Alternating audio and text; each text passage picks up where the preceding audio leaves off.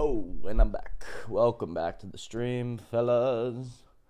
Welcome back.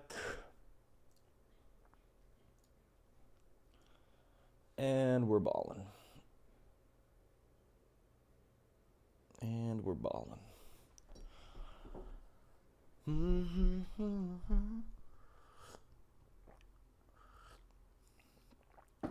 What we got today? What we got today? Play some Slay the Spire. In the meantime.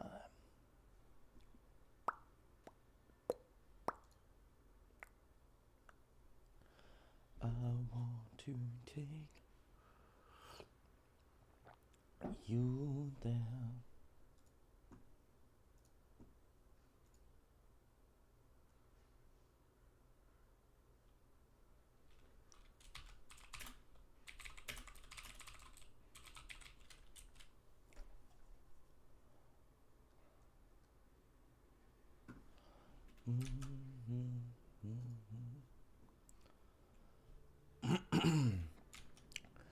All right, welcome to the party.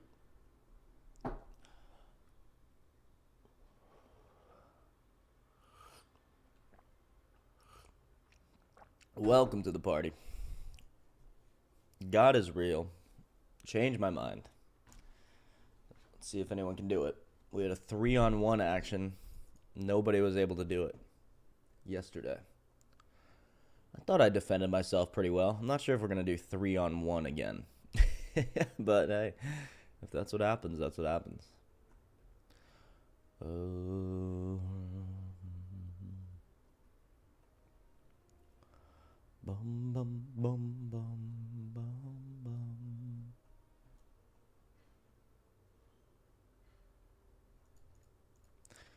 I guess I go this way. Ceramic fish.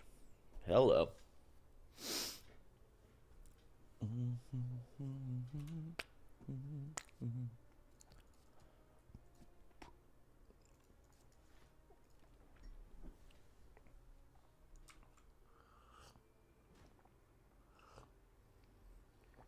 I want to take you there.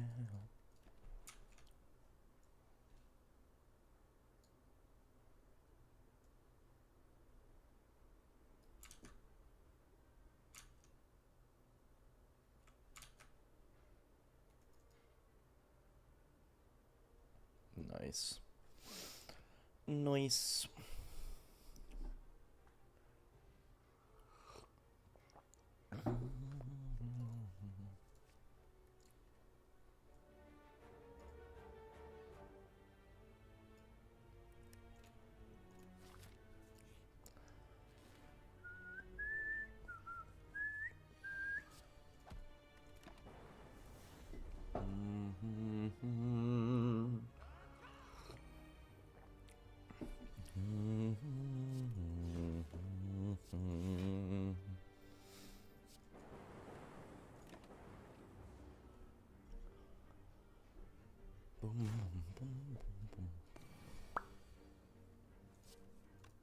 What? Come on, dude. Alright, that'll work. That'll work. Overclock? Is that really bad? It seems really bad. This also does not seem good at all. Is this a floor 2 skip? Floor 2 skip for the big man? Okay. Okay. Not what we like to see. That's what we like to see. That I can get behind.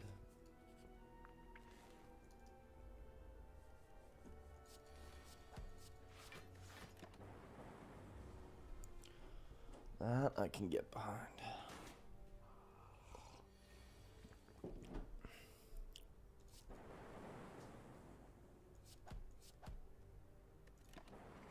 Oh. 0 damage jaw worm? When I have no freaking cards? Hell yeah, dude. Hell yeah. That's what we're about in this. That's what we're about.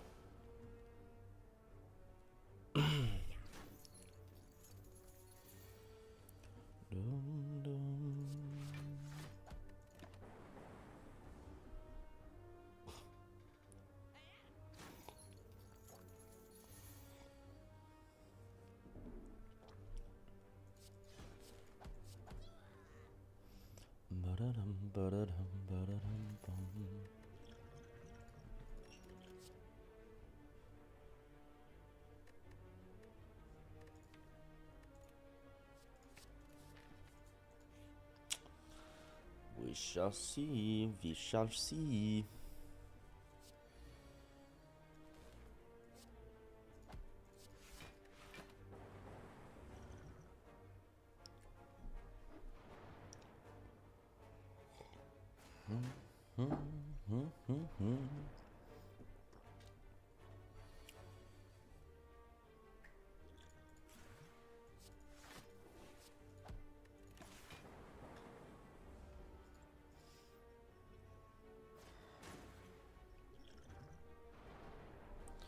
Brutal.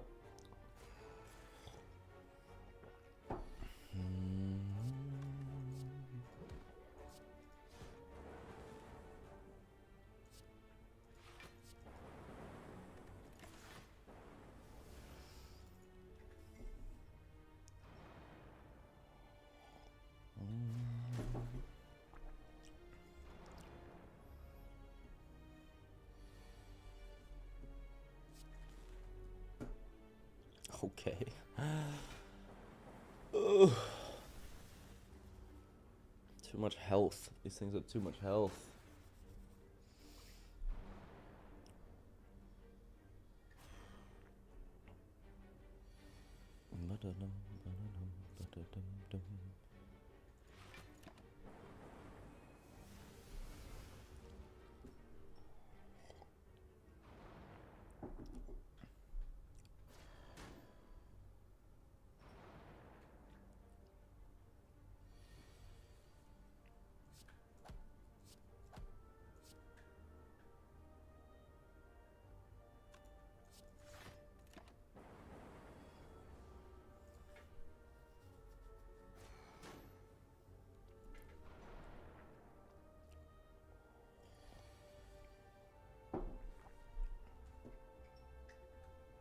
You're kidding.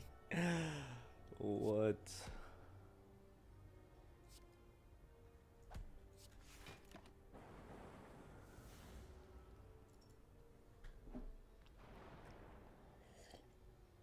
I should have just taken the 10 damage and killed this thing probably. Because now I don't get to kill it at all. And I just die. Oh, come on, dude. Come on.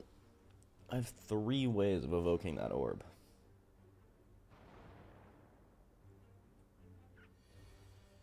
Come on, dude. GG. There were 3 ways for me to evoke that. 4. There was 4 ways to win this. Tragic. That is tragic.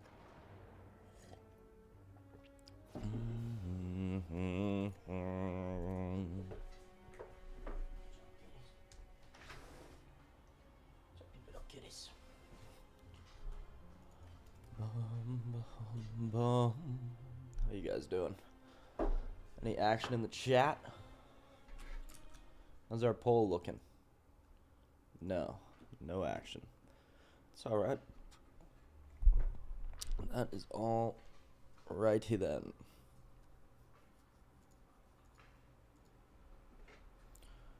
Billionaire.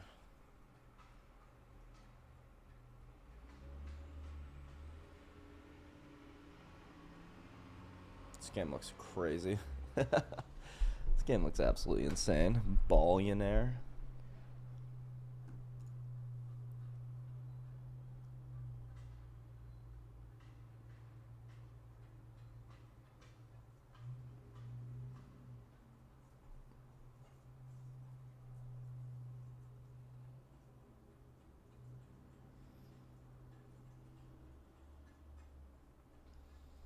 Roguelike auto bonk. conquer.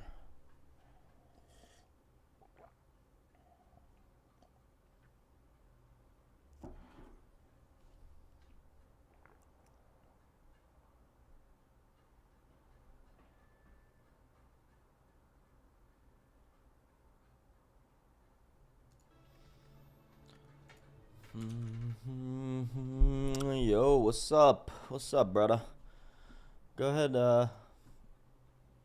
We can do whatever. We're doing whatever. I don't know. You bring something to me. I can actually did have ideas about things to watch. This is Bob. Just because I think we didn't get a few points across yesterday. So let's see. What should we talk about? If you want to join the Discord, feel free. No pressure. No pressure at all. Or if you have any specific question, go ahead and drop that in there. But in the meantime, why don't we watch a video, either an explanation or a debate, and then we can see where the questions come up or where the disagreements come up. So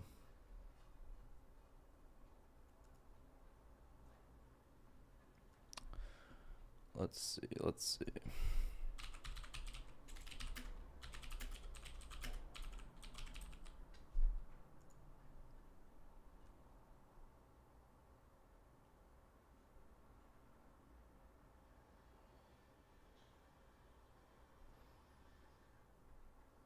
How about this? This is going to be great. This is going to be very... in the most promiscuous and exorbitant manner. Okay. Oh, yeah, hop in, brother, hop in. Let me go to this general chat. Hop the F in. Let's hear what your question is. Bum, bum, bum, bum, bum, bum, bum.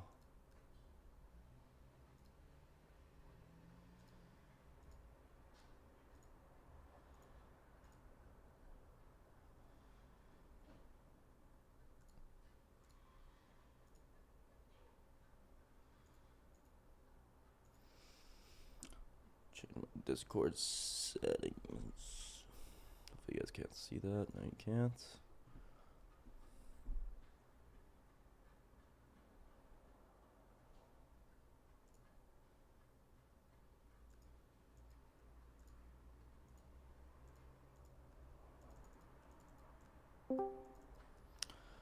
What's up, brother? What's up? Oh yeah, wait. Hey man, how you doing? Oh, you found it without the link. Cool. Yeah, All right. I got it. Sweet, man. What you got for me today? Can you see me in the Discord, by the way? I was just trying to figure that out. No, I can't see you. I just see your Yeah, my little green thing. wheel. Yeah. Okay. Well, hit me with your question. I'm gonna keep trying to figure this out for a sec, but let's hear it. I'm hoping the internet is good today, but Yeah. we'll see. Sound good right now, so. So, my question it's more of an inquiry. Have Okay. you ever looked into the archaeology of like the Holy Land? Yeah, I actually took an archaeology class, which was specifically focused on the ancient Near East. Okay. And So yeah, did, a little bit. did you learn about like how the Jewish religion came to be? Yeah, I'm probably. I don't know how well I did on the exam. We'll see. So what you got for me? I vaguely remember like there's sort of they found archaeological pieces of ancient Israelites worshiping this like female god, like the wife of God, and then I remember learning about Yahweh as like sort of a pagan god, and I'm learning about in the same vein as Baal. Like an interesting point is that like ancient Near Eastern people used to worship Baal or Yahweh, and they were both considered like rain gods or something like that. So a little bit. But what you got for me? What did you learn? What troubled you about that? Uh-oh, did I lose you? Might have lost you. I'll close my window here. It's a little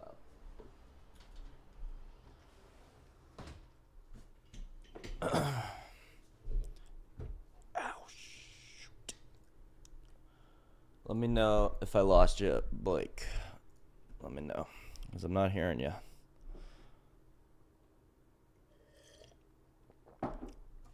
We're talking about Baal versus Yahweh. We're talking about the archaeology of the ancient Near East, where the Israelites lived.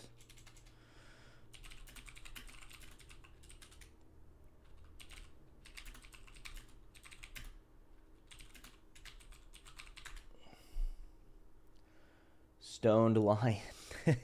You like the lion? What do you think about that stoned lion? Stoned on love. Okay, I lost him permanently, unfortunately. But it gives me a good opportunity to get my... Okay, you're back. What's up, brother? Oh, yeah, the internet. Yeah, I gotcha. Can you hear me? I can hear you now. Yep. So, somebody's probably gonna have to take the reins for me, because if it's probably gonna crap out again on me, and if it does, I'm not gonna waste your time by keeping in and out. So I feel you, brother. If it goes out again, then I'll just watch. But what I wanted to say before it shits out on me again is so you basically you got it. So like the Canaanites used to believe in a pantheon of gods, right? Mm-hmm. They used to believe Yahweh, which is a warrior storm god. They used to believe in Baal. They used to believe God, or not God, but the Yahweh figure had a concubine. And like we know that there was a lot of different.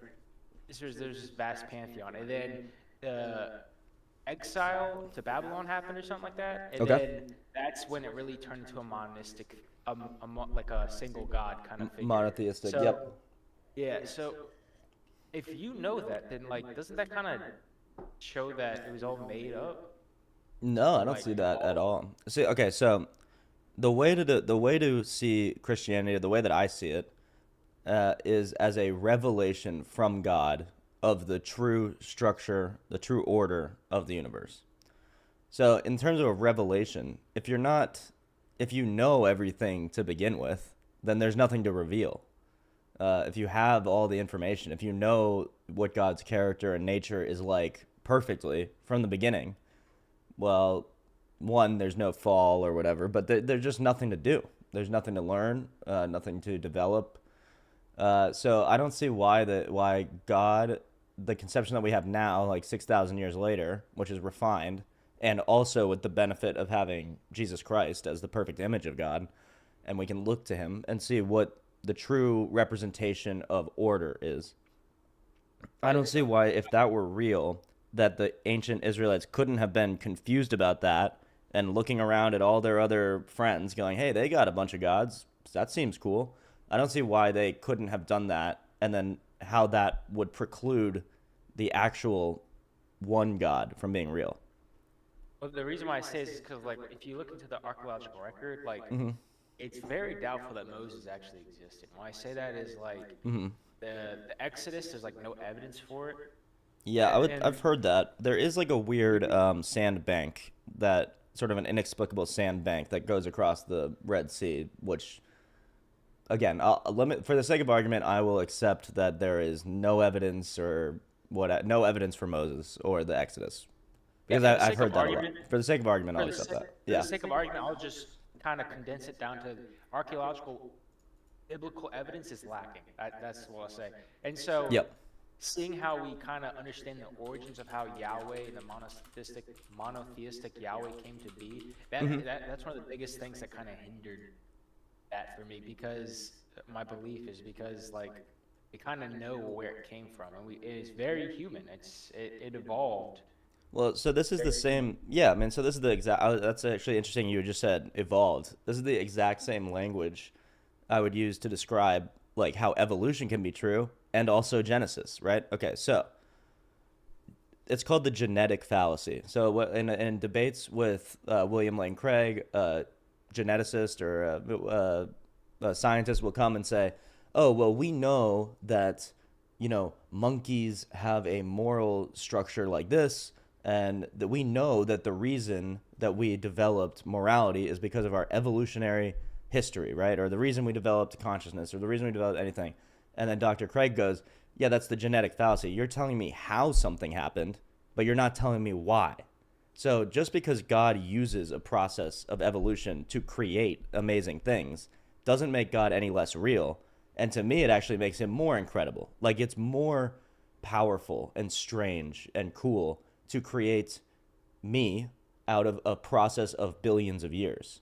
And likewise, with the culture and the religion itself, I don't see any reason why there can't be that evolution of ideas and evolution of concepts leading up to God. The nice thing about the philosophical and the moral theological realm is that then we actually get to some sort of answer that works for people.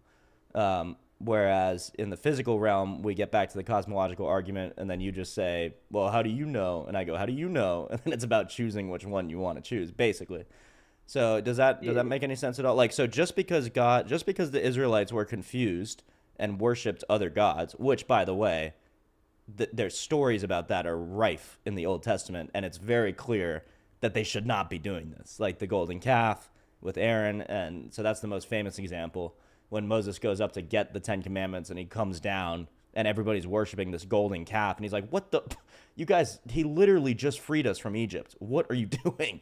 So just because the Israelites would be confused and wrong at a certain point in their, like, in the evolution of their religion, that doesn't mean that the actual truth behind the religion is wrong. Do you see? Let me ask you this. So you do acknowledge that they did worship different gods, and that eventually, in your viewpoint, God basically morphed it into them worship. Yeah, I'd say God. Well, finally, God basically was telling them the whole time, "I'm the only one." I think. I mean, that seems pretty clear from the beginning. But yeah, of course, they worshipped other gods, and of course, God rebuked them for that. And then eventually, they wised up and realized, "Oh, wait, no, we should have been listening to this guy the whole time." So my question is, would we expect to see other gods in the Bible, divinely inspired word? Would we expect to see other gods in the Bible, like a polytheistic Old I Testament see. faith? Yeah, I would. I would expect to see other gods, lowercase g. It's not possible. So the way that God is defined, definitely in the tradition now, but I think they even had this. I would argue that they had this conception back then. At least the prophets did, or the best of them. Is that it's an illogical statement to say, are there other gods, capital G? Because by that word, it means the necessary one thing, the uncaused cause, the first mover. And so there's absolutely something like outside of the universe, so not competitive with anything in the universe.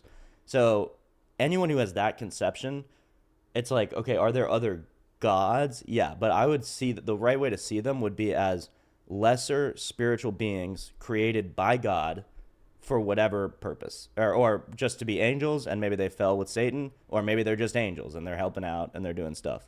But none of them are meant to be worshipped. None of them are meant to be held as the highest God, the creator of everything, which is what the pagan traditions did. They looked around and saw these spiritual entities flying around, doing cool stuff, but all probably some kind of demon, considering he's compelling people to sacrifice children to him, right? Now, again, this is with the spiritual view. I guess you would say people just wanted to sacrifice children, and then they liked the idea of Baal, so they just made that their tradition or something like that. But yeah, just because there's other lesser spiritual entities, especially ones that tell you to do evil, horrible things, doesn't mean that the real one, I mean, maybe they're all real, but that the one creator, the one thing that presides over all of it, is not real. That it doesn't prove anything about that. You know, to go on what I was going on about is like, I feel we can see like polytheism in the Old Testament. Some places like the Divine Council and Job, right? Yeah. And how Satan and God were literally, making a bet. Yeah. And like we can see like in the beginning, how we made him in our image, right? It's not God's image; it's our image. Yep. But to kind of go off of that a little, I think one of the coolest evidences, if I had to throw my flowers to Christianity, and give them due credit, cool, yeah, I think a cool, what do they call that? When you like build up somebody else's point. I forgot. Like steel man, like if you're trying to steel man our point, yeah. If I'm to steel man the Christian's perspective, I would say, well, of course you have the Trinity, right? hour, the Trinity. Yep. So the divine council, kind of like the Trinity. Yep. That's Yep. what I Yep. would. Oh, you're talking about when God uses the plural form Yes. to say like Yeah. we have decided. Yeah. So there's a couple interpretations. I think that's something we did learn about in school. So yeah, Christians look at that typologically, or in terms of putting Christ back in the story, right, and the Holy Spirit. And so it's easy for us to say R. Yeah, of course. There's the triune God hanging out. He can use R. Another explanation is that kind of like we were talking about the harem, like ancient Near East, just styles of speech, just the way that's things that are commonly spoke. The king could refer to himself, and you've heard this before, as the royal we. So to be a king is to have this like we position, sort of. So that's another way you could see it. If you even if you're Jewish, right, and you don't want to typologically put Christ back in the picture. Or the third way, I think, is that you could easily imagine God communing with some of these archangels or seraphim, like Michael and whoever, the angels that help with the creation or even have their own input on the creation and the holding together of creation. It seems like God could converse with them in some way. Again, it's like allegorical. Do they have mouths and vocal cords? I mean, no, right? But they could commune together and make some decision together and talk, right? Yeah. Yeah. I agree with that. Another question is to kind of put yourself in my perspective. Mm-hmm. Why don't you believe in Allah? Okay, this is a good question. And we're about to get into Muslim apology, which did you say, were you the one that said you've watched like God Logic and Sam Oh Shamoon and yeah. that? Yeah. Yeah. So you know some of the stuff that's I troubling, know to all. say the least. About number one is Aisha. Have you heard? You know about Aisha? Yeah. Okay, so you know about that. So basically, the story for any viewers that don't know about Aisha is that this is it's in the Bukhari. It's like the number one, is one of the highest appraised hadiths, which are basically the literature surrounding the Quran, which it's supposed to be. I think it was supposed to be that either eyewitnesses could write hadiths, like living at the time of Muhammad, who like hung out with him and walked around with him, or there had to be a really clear chain of custody between like, okay, this guy was hanging out with Muhammad and he told me this directly. And so then you get into the outer hadiths. It's my understanding that, for one, Aisha herself wrote this hadith, which is crazy, where she says, I was playing with dolls, and like, and then me and my little girlfriends would play with dolls, and then Muhammad would come into the tent and they would all hide, and then he would come and talk to me and whatever. And so he marries this little girl when she's 6 years old, and then consummates the marriage. He's a good guy. Muhammad's a good guy. So he waits to consummate the marriage until she's 9.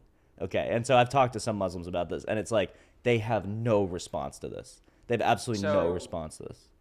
Yeah. So to put it lightly, there's a lot of moral troubles. In Exactly. So when I'm going through the arguments, it's like, okay, does Allah fulfill the cosmological argument? Sure. Does he fulfill the fine-tuning argument? Sure. Does he fulfill the moral argument? Questionable. Because why would the final messenger of God, the true God, be sent? Well, so the Quran also confirms the divinity of Christ, even though they refuse to admit it, because they confirm certain miracles like the virgin birth, the healing miracles, they venerate Mary for some reason. They have all these. It's like a Christian fanfic. Like they wanted to like incorporate all the Christian stuff into it. But then it's like, well, why wouldn't I just listen to this prophet who does not sleep with a 9-year-old versus the final prophet who does sleep with a 9-year-old? You know what I mean? So a lot of problems with Islam. And so I would assume, like, if I were to ask you the same about Hinduism, Buddhism, all these different religions, you would have like point out some critiques and some problems. Yeah, I would have a problem, something that doesn't align with what I feel or see to be the necessary attributes of God. And so like Buddhism, for instance, like God it's more like a deist God, if there is a God at all. So it's like, okay, I guess, but then what do we do with the revelation of Christ and the resurrection and things like that? But anyway, yeah. Where I'm going with this is like, just as you see those religions, you have a problem with them and you can pick them apart. Yep. It's the same way I see Christianity. No, I get that. The same way you like don't believe any of these things and you can find the problems and all that. Yeah. I can do the same with Christianity, and that's why I don't. And I'm just kind of putting you in my perspective the same way, how you Sure. feel about Islam. It's kind of how I Yeah, feel yeah. with Christianity. I can No, I find get those you. problems. I get you. I just don't. So like it's really exactly the same because like you see Christ as equally like sort of perverted as Muhammad. Oh, no, hell no. Right. So there's some difference. There is some I'll take value Christianity. in Look, differentiating between them. I'll take Christianity over Islam any day. Right, right. Any day of the week. Right.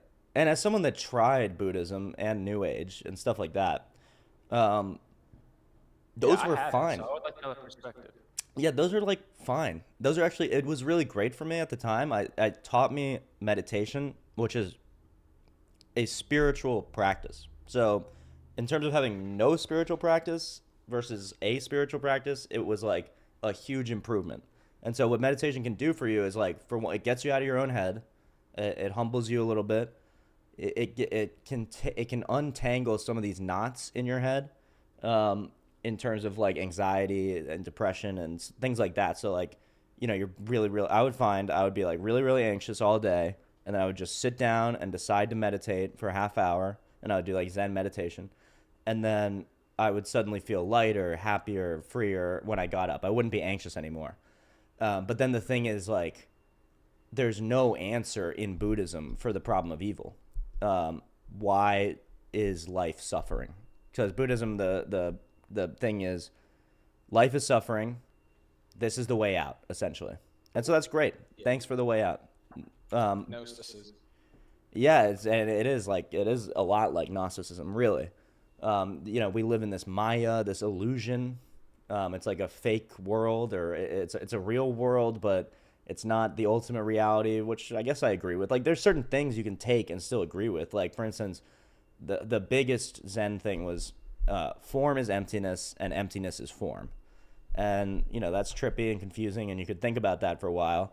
But a good way to think about it is that, like, matter is sort of infused with this, like, divine energy or something. Like, matter, like, everything you see is both empty and there. So you can play with that in your mind. You can come to these cool conclusions and have, like, spiritual experiences, and you can commune sort of with, like, the Buddhas. Like, you can learn about the different Buddhas and what they taught and how they went about. There's actually a really interesting one called, I think it's the Buddha of the West, which you'd go, huh, interesting.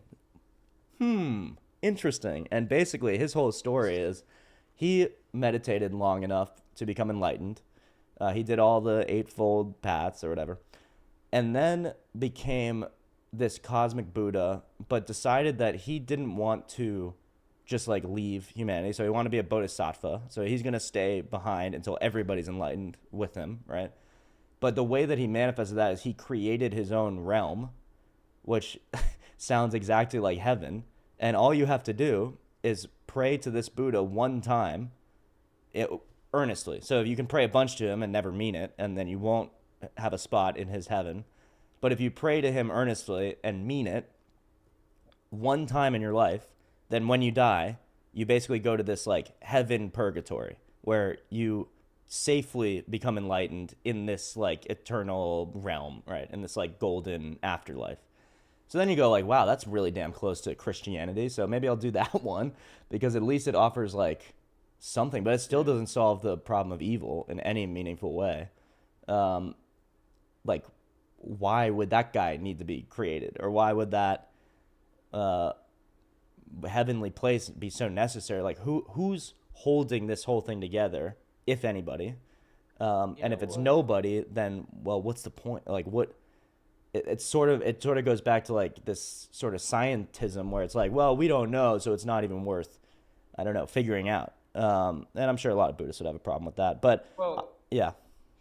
What I was going to say is like, I feel like that is the biggest reason why people become and stay Christian or like religious in general is because they seek an explanation. There's something that we might not even have the ability to explain yet. Yeah. But we try with all our might to explain it. Like the problem with evil, why do bad things happen? Right. That's my perspective, is that we come up with a bunch of reasons too, but I don't think we really know. And maybe there isn't it. Maybe the universe is just chaotic. Maybe that's just Yeah. how it always has been, and we just come up with solutions Well, to try to. that is what you would have to say for sure. Like the universe is chaotic, That's but what I then if you believe. actually sure, that's what you believe. But if you actually look out your window, and it's like it's actually, it could be a hell of a lot more chaotic. Like Yeah, but it we're should talking be. about like It should be. universal time. Like, it is chaotic. Yeah. Space is chaotic. Yeah. I mean, if we're sure we can say, oh, look outside, it's not chaotic, but we're talking about like a second to the time of the universe. And if we look at Yeah. universal time, planets crash into planets, suns Right. explode, Suns are meteors take out exploding. all life. Six mass extinctions on Earth so far. It Hmm. is chaotic. That's what I'm Right. saying. And that's Okay. kind of my. But like planets and suns and orbits and thing, it's like it's there's more order than you would ever expect if there's nothing like putting energy into the universe. Do you see what I mean? Like so, like things are moving apart from each other at the same rate, right? Like or Yeah. like you've heard this, the expansion of the universe is such that like every single point is moving away from each other in some weird Yes. trippy way. And I Yeah. think, if I remember correctly, but correct me if I'm wrong, that it's also not slowing down. That rate is not slowing down, but possibly speeding up, Hmm. which is not what you would expect. Let's ask ChatGPT about this. Honestly, I always heard that it was slowing. Well, not that it was Okay. slowing down. I don't know too much about it, Yeah. to be honest.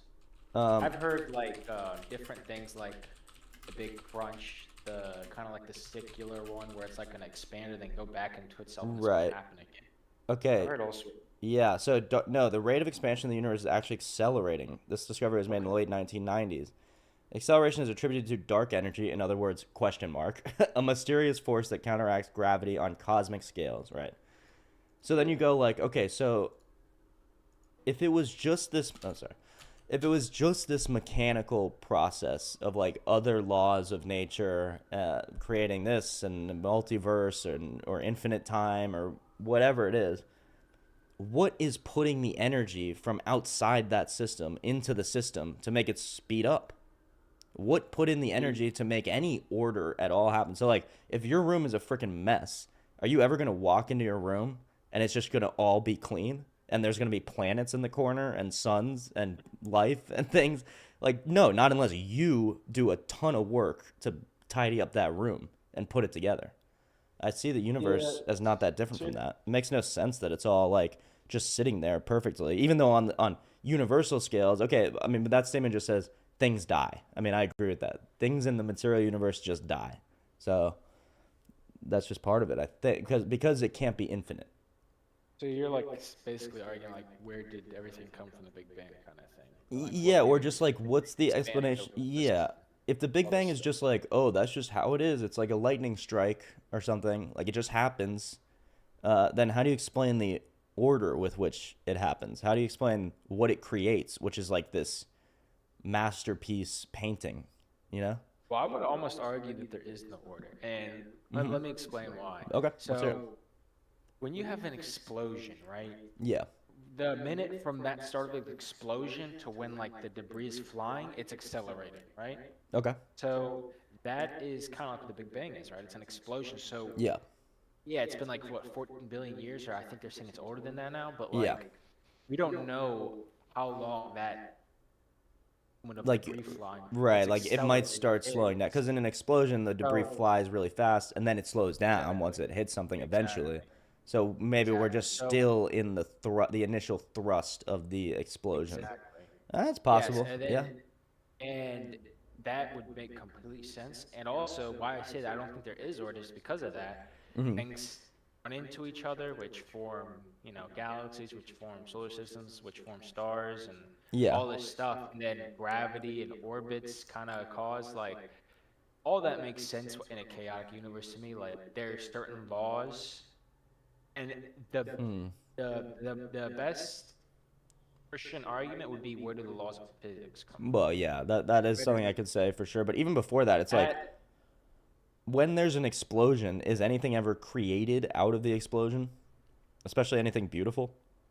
Well, I would say that in an explosion, you can have fragments that are created. I mean, not create. You know what I mean? Like, let's say you Yeah. got like No, I know what a, you mean. Like a painted or something. Like, watermelon. yeah, yeah, Yeah, and it explodes. You got fragments everywhere. yeah. So that's asking what was the Big Bang? Like they say it was like the size of a ball pen or something, or a Right, pin right, right. ball. So I mean, I'm not a physicist, so I can't really go into that. I'm Exactly. sure Yeah. Me there's neither. Me neither. But just on a experiential level, just like looking at it, like if you set up a bunch of C4 on your like gun range or whatever, and then you close your ears and press the explosion button, and then you walk over to check out what happened to like the brick wall that you were blowing up, yeah. and instead of like fragments of C4 and brick and things everywhere, maybe you see that stuff too. Like you see fragments and bricks and things everywhere. You go over and the fragments of the C4 had painted the Mona Lisa. That's what we're looking at Yeah, yeah, to that's me. what we're looking at. So then would you say, well, that's just random? Because that doesn't, I mean, intuitively, you know that doesn't happen. Like, you blow up a C4 against a brick wall, and then the Mona Lisa is painted, or something actually millions of times more beautiful, like all the stars in the universe, and Jupiter, and Saturn, and all these things, suns, and black holes. And it's like, Yeah, but when you what is the probability of that? Basically zero. So when something's completely improbable, to me, and it happens, it's observable, then it's a miracle. but what I'm saying is I understand what you're saying, but the stars are created through kind of chaotic processes, right? And so are Mm-hmm. just like things running into each other. So are planets, and so are Yeah. all these different galaxies. And so things just run into things, which create things, and Yeah, yeah. explode sometimes, which create more stars, and that is explainable. Yeah, And I guess. so well, it's like I'm saying, like it's chaotic. Things run into each other, which create other Yeah. things, which explode and create other things. That's what I'm saying.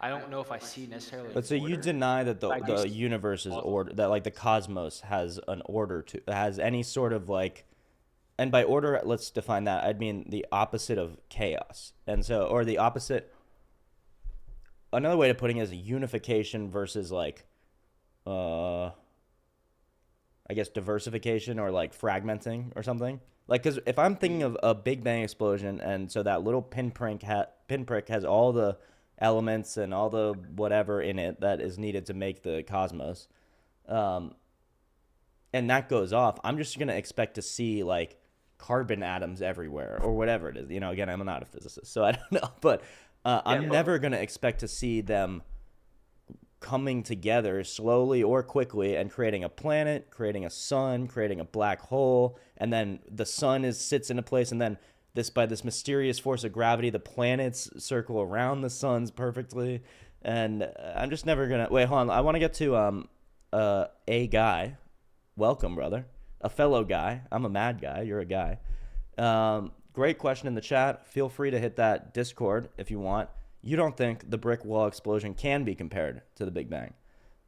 And so I do agree with you. I think I just thought of that. I So guess I that's think what I'm trying to say. it is sort of like Yeah, it is sort of like a weak analogy, but I don't know. The point is like I look up at the stars and the sun, and I think everybody has through history, and I think a lot of I don't think I'm alone in this in the modern world, among scientists and cosmologists and things, where you look and go,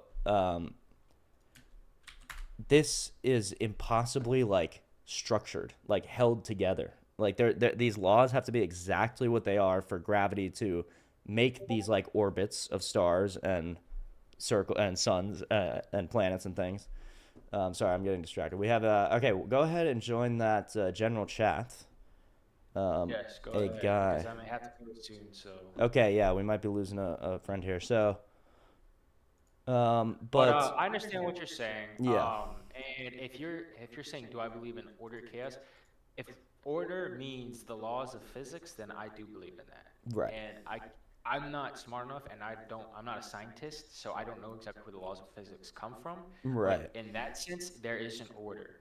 But I also believe it's chaotic. It's chaotic with yeah, laws, physics, if you can say. Because I think if it was yeah, orderly, then we wouldn't have asteroids killing hundreds of animals and like 6 mass extinctions. So Mm-hmm. I think that kind of doesn't scream order to me. That screams chaos with some laws of physics. But I that's just understand. my perspective. I do understand that. I'm just seeing order as like the fact that there's an asteroid at all or a planet at all. Like so, okay, then we kind of you went back to like the problem of evil kind of. It's like, okay, so if it's God that creates the order, then why would he like come and wipe out all the dinosaurs or something like that? Which is a problem Yeah, of so evil avoid it. question, which is fine, which is great, but it doesn't address the fact that probabilistically you would never expect to see a single atom, much less a planet, much less a galaxy form. Well, I would argue with in Yeah, time you would. with Because infinite time. Yeah, think yeah, about yeah. how old 14 billion years is, Yeah. right? If there was a if God was there and it was an orderly universe, then I think we would expect that to happen a lot earlier, right? But 14 billion years is a long time for a lot of things to happen. So I think that's why we see what we see, right? It's not because there's an order or somebody doing that behind the scenes, but I think it's just a lot of time and a lot of Okay. I mean, we did talk about the fine tuning. So the order is already there within the first few seconds of the Big Bang because of, for instance, the low entropy state that's necessary for atoms to start coalescing. So Okay. if we're just going to say 14 billion years, then I think that's not even close to enough time, especially because the probability is much, much, much, much, much higher than just 1 over 14 billion.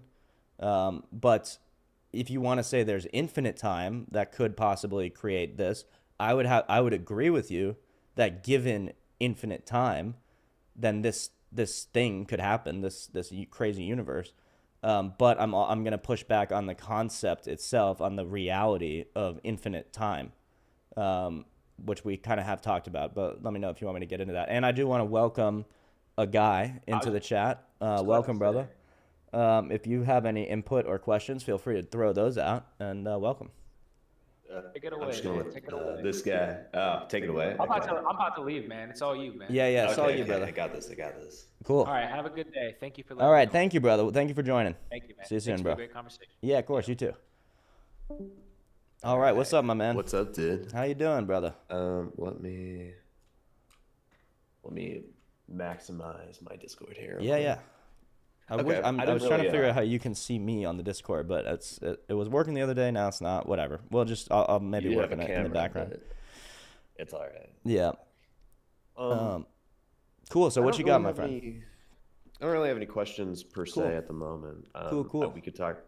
I think I lean more towards logical arguments more than like physical physics. evidence, like you guys were just talking about. Yeah. Cool. So- So where do you stand on the spiritual religious like spectrum? Like where were you religious and now you're not, or are you religious now?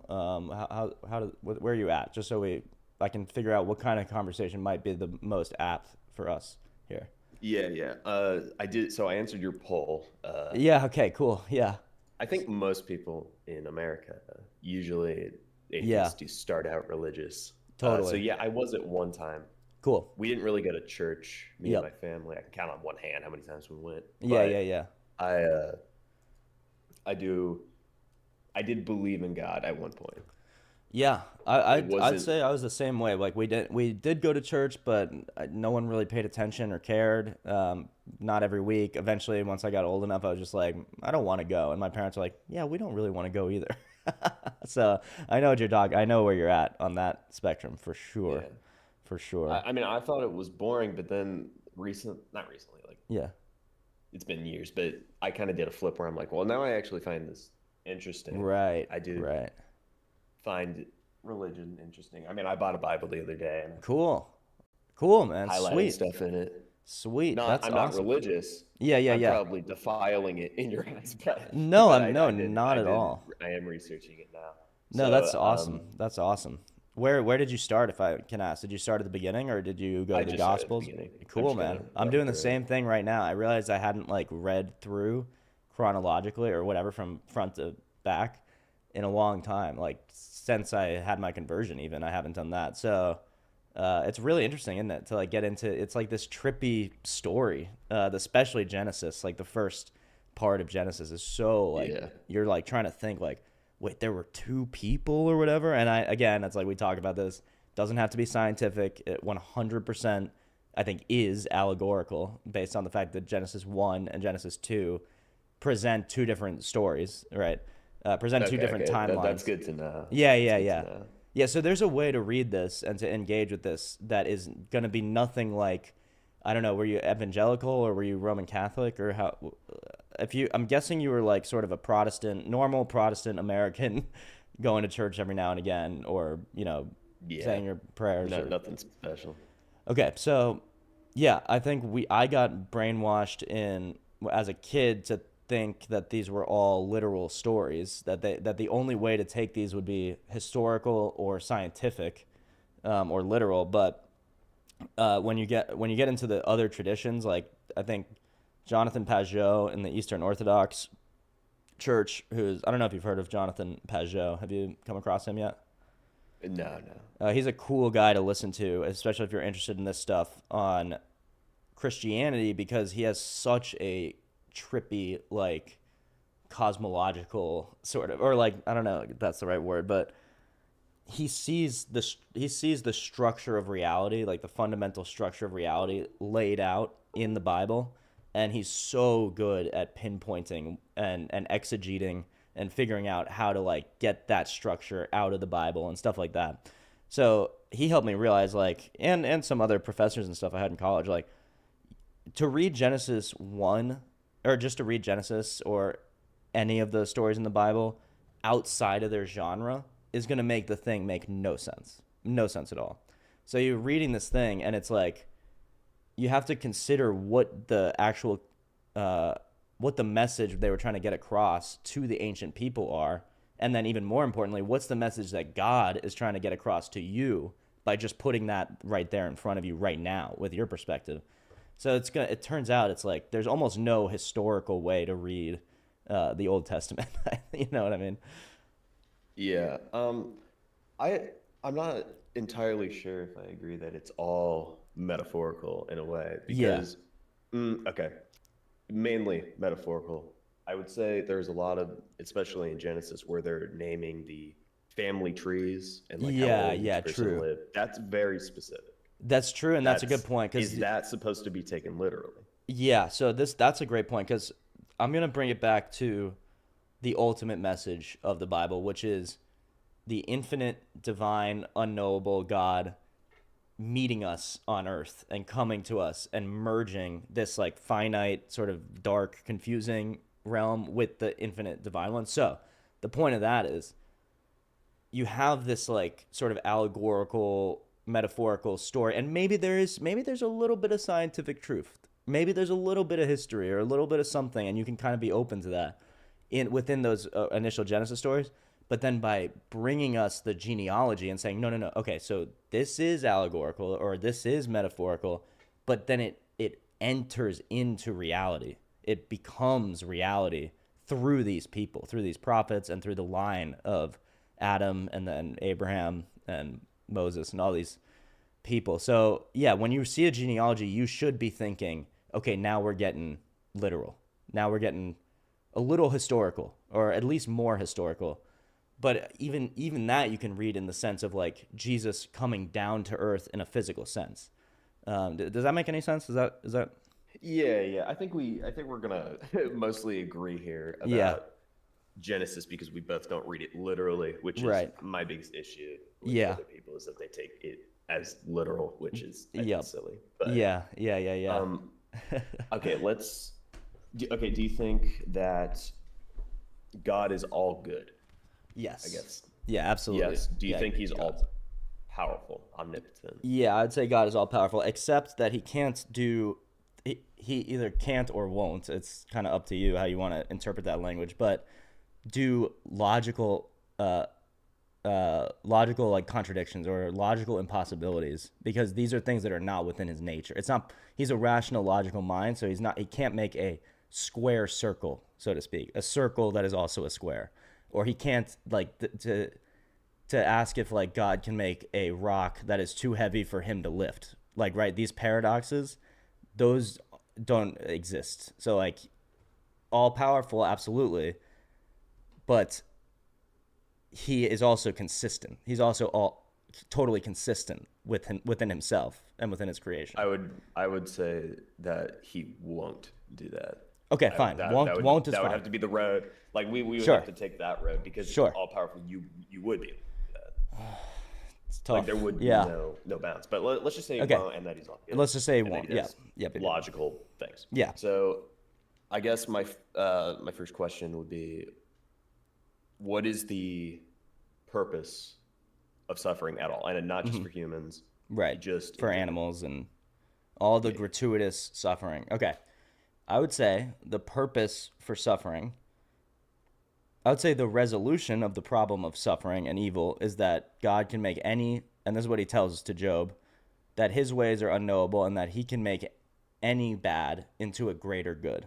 And so you can think about this kind of conceptually of like there are certain goods that simply would not exist given without their opposite, right? And this is not going to address the animal suffering yet, but stay with me for a sec. So, for instance, if God exists, would God be courageous, or would he want his angels to be courageous or brave or something like that? I'm not sure. Yeah, it's a good point. Yeah, at the end of the day, you can just say I'm not really sure, but there's certain goods that it seems are completely impossible. For instance, courage does not exist without fear, right? Something like that. Sure. So there's that. Then there's the other thing where it's like, okay, you take any amount of time that you suffer on the earth in this realm, and then you make that the numerator of like a fraction, right? And so it's like I suffered for 1,000 years, and this is totally arbitrary, so just stick with me. But like I suffered for 1,000 years, so the numerator is 1,000.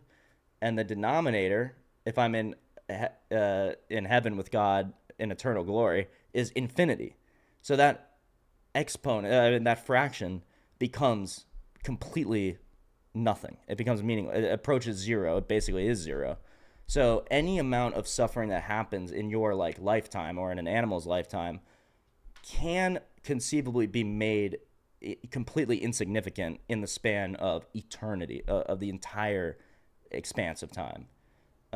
So that's the way that I see that God could transmute bad into good, given his nature and given the eternity of time that he lives in heaven and wants to invite us into heaven for. Does that make sense? Yeah. If you okay. So that's one thing. Why is suffering though required for that? Right. Now this is important. This is probably the crux of it, and this is what I want to get to. This is where it actually gets interesting and it gets like Tolkien-esque and fun again. Okay, so God wants to create angels. He wants to create agents in the world. Angels and then us eventually and planets and all sorts of things, animals, and he wants to create a bunch of stuff that he can love and that will love him back.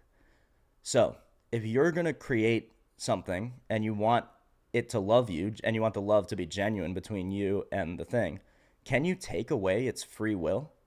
If I love you so much that I'm just going to chain you to my radiator in my basement and give you no other choice but to love me. Would that ever be something that a loving God could do? Chain you to his radiator? Of course not. Right. So when he creates an angel, like Lucifer, like the most powerful angel, and he wants to create him for love, then he can't take away Lucifer's free will. And so Lucifer, in this loving paradigm, I think this is kind of like, yeah, not necessarily what I was asking, but okay, this is more on like a free will, which we can, I can't answer this too. Right. Well, I can talk about this too. Right. I don't think free will requires suffering either, though, because you can have free will in a world without suffering. I don't think suffering is really for that. Can you? If I could not possibly choose to hurt you, is that free will? If hurting doesn't exist in that world, then yeah. And you did say that God was all powerful, which I would believe that an all powerful being could make a world in which I could not hurt you. Yeah, I mean, I'm not so sure about that. Well, there are things that it seems like a logical can't contradiction do now that you could want to do, like I can't see out of my toes, but Yeah. I could want to do that. Does that mean that we don't Yeah. have free will because I can't, I don't have the Right. possibility of doing it? Well, it does seem I like wouldn't there's think a so. it does seem like there's a significant difference there between saying like, okay, I'm holding a knife and I want to stab my roommate or something, or I might just cut the carrots, you know? So, but like seeing out of your toes, that is just something that is never on the table because that's not what toes are for. Do you Well, see what I mean? I was Like, just I was drawing a parallel between uh, doing something that now would be impossible, or God making the world in a way in which hurting would be just as impossible as seeing out of my toes. okay, I see. I just don't see how that doesn't contradict with free will. So like, so let me put it this way. So, Okay, yeah. wait. I don't think we have free will to begin with, Okay, which might gotcha. be important. So, That's fine. That's fine. Okay, so we can talk about that for sure. And I think if you are like an atheist, materialist, or something like that, then you can't believe in free will. Do you agree with that? Like, that the even down to the biochemistry of your brain and like your genetics and where you're placed in society and in time and stuff like that, you basically have no freedom of choice. Is that sort of where you come from on that, or where do you derive your like disbelief in free will? my position on this is I think we make all of our decisions based on influence. And Okay. I think it's really difficult or impossible to find the point at which you, as a soul, say, Yeah. come in to make a decision or a part of the decision. I Okay, also but think that if we yeah. did have free will, we would make the same decisions. Because if you're not making decisions on influence, then what are you making decisions on? Okay, yeah. So but do you see how unintuitive that is like on the daily practical level? So like when you decide to, let's say, put on your red shirt or your blue shirt, okay, yeah, you've been influenced. Maybe you like red a little bit more, but it doesn't seem like you actually have the choice to choose blue. Or I mean that. Wait, what?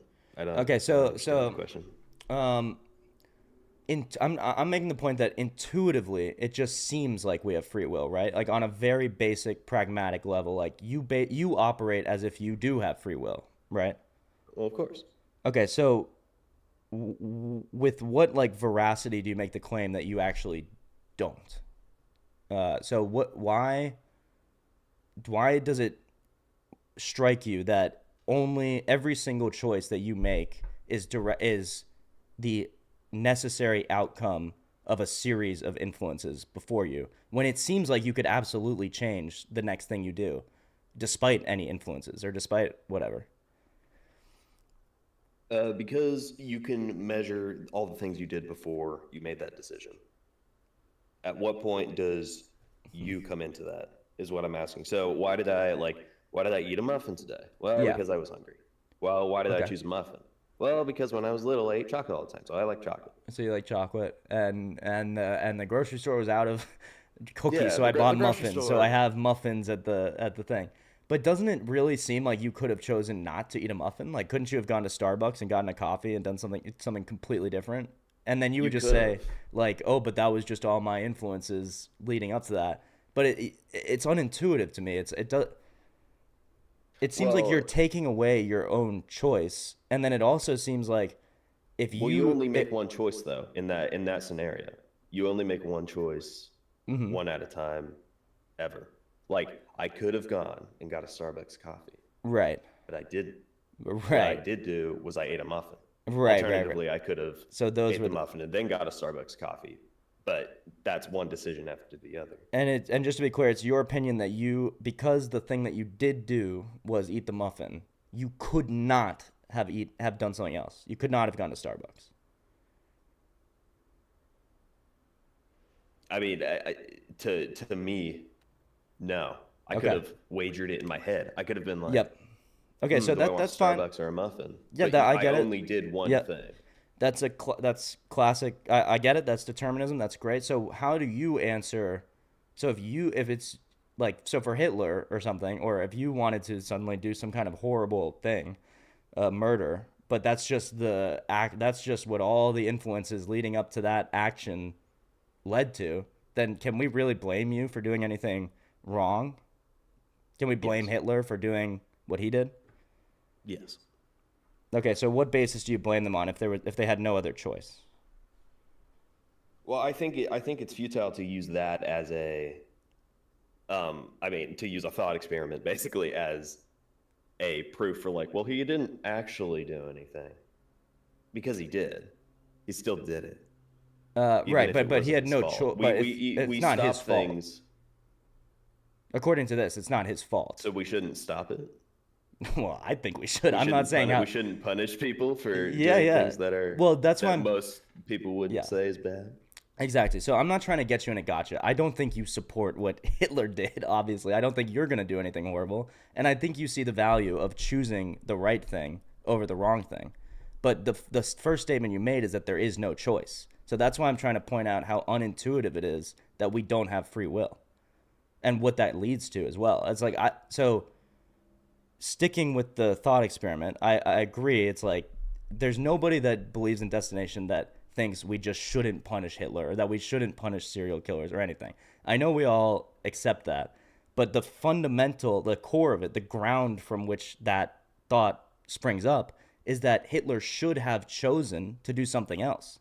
But in this predetermination, he has no choice. He could not have chosen because all the influences leading to his choices led him to do that. So then what do we blame? We have to blame like nature, or we have to blame something way, way, way back in his genetic history. Or you could even blame why his I was mom for not bringing this sending him to up art school. in Yeah. What this goes back to is that you would, if you were a believer in God, you would blame God here. No, because I believe in God and free will. So if anything, I might be able to blame the devil or something, but really I would blame Hitler. No. In a world without free will, you would, if God exists, then that would be Yeah. If there was, that would be his fault. If someone was able to prove to me, or if I knew that there was no free will, then I don't think I could believe in God, really. Because of that, I would have to blame God for absolutely everything.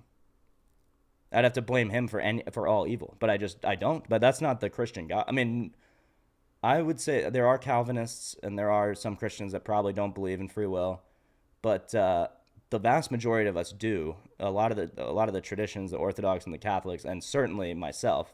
So I don't think I'm stepping out of Christianity to say that to assert that we have free will, and to say that, well, God wants us to have free will and he gave it to us, and then I can blame people like Hitler and stuff like that. Does that make sense? Yeah. I mean, this is difficult because it's like it's hard to use free will in a context of change, like actual good change in the world, Right. because it is not like either way. Uh-huh. What does knowing you have free will or actually having it, what does that change? Yeah, it Not doesn't really seem like it anything. changes much. Yeah, It doesn't really change anything. I don't, Yeah. you know. Yeah. No, I get that. I think it's just interesting. I mean, No, it's definitely interesting to talk about. And then another interesting point, like going back to the problem of evil a little bit, like why would God allow certain things to happen? Like, for instance, a Hitler to ever be born, or for you to be able to hurt. So why didn't he create some sort of universe? That was what we were talking about before, right? Like, why didn't he create some kind of universe where you just simply can't hurt anybody?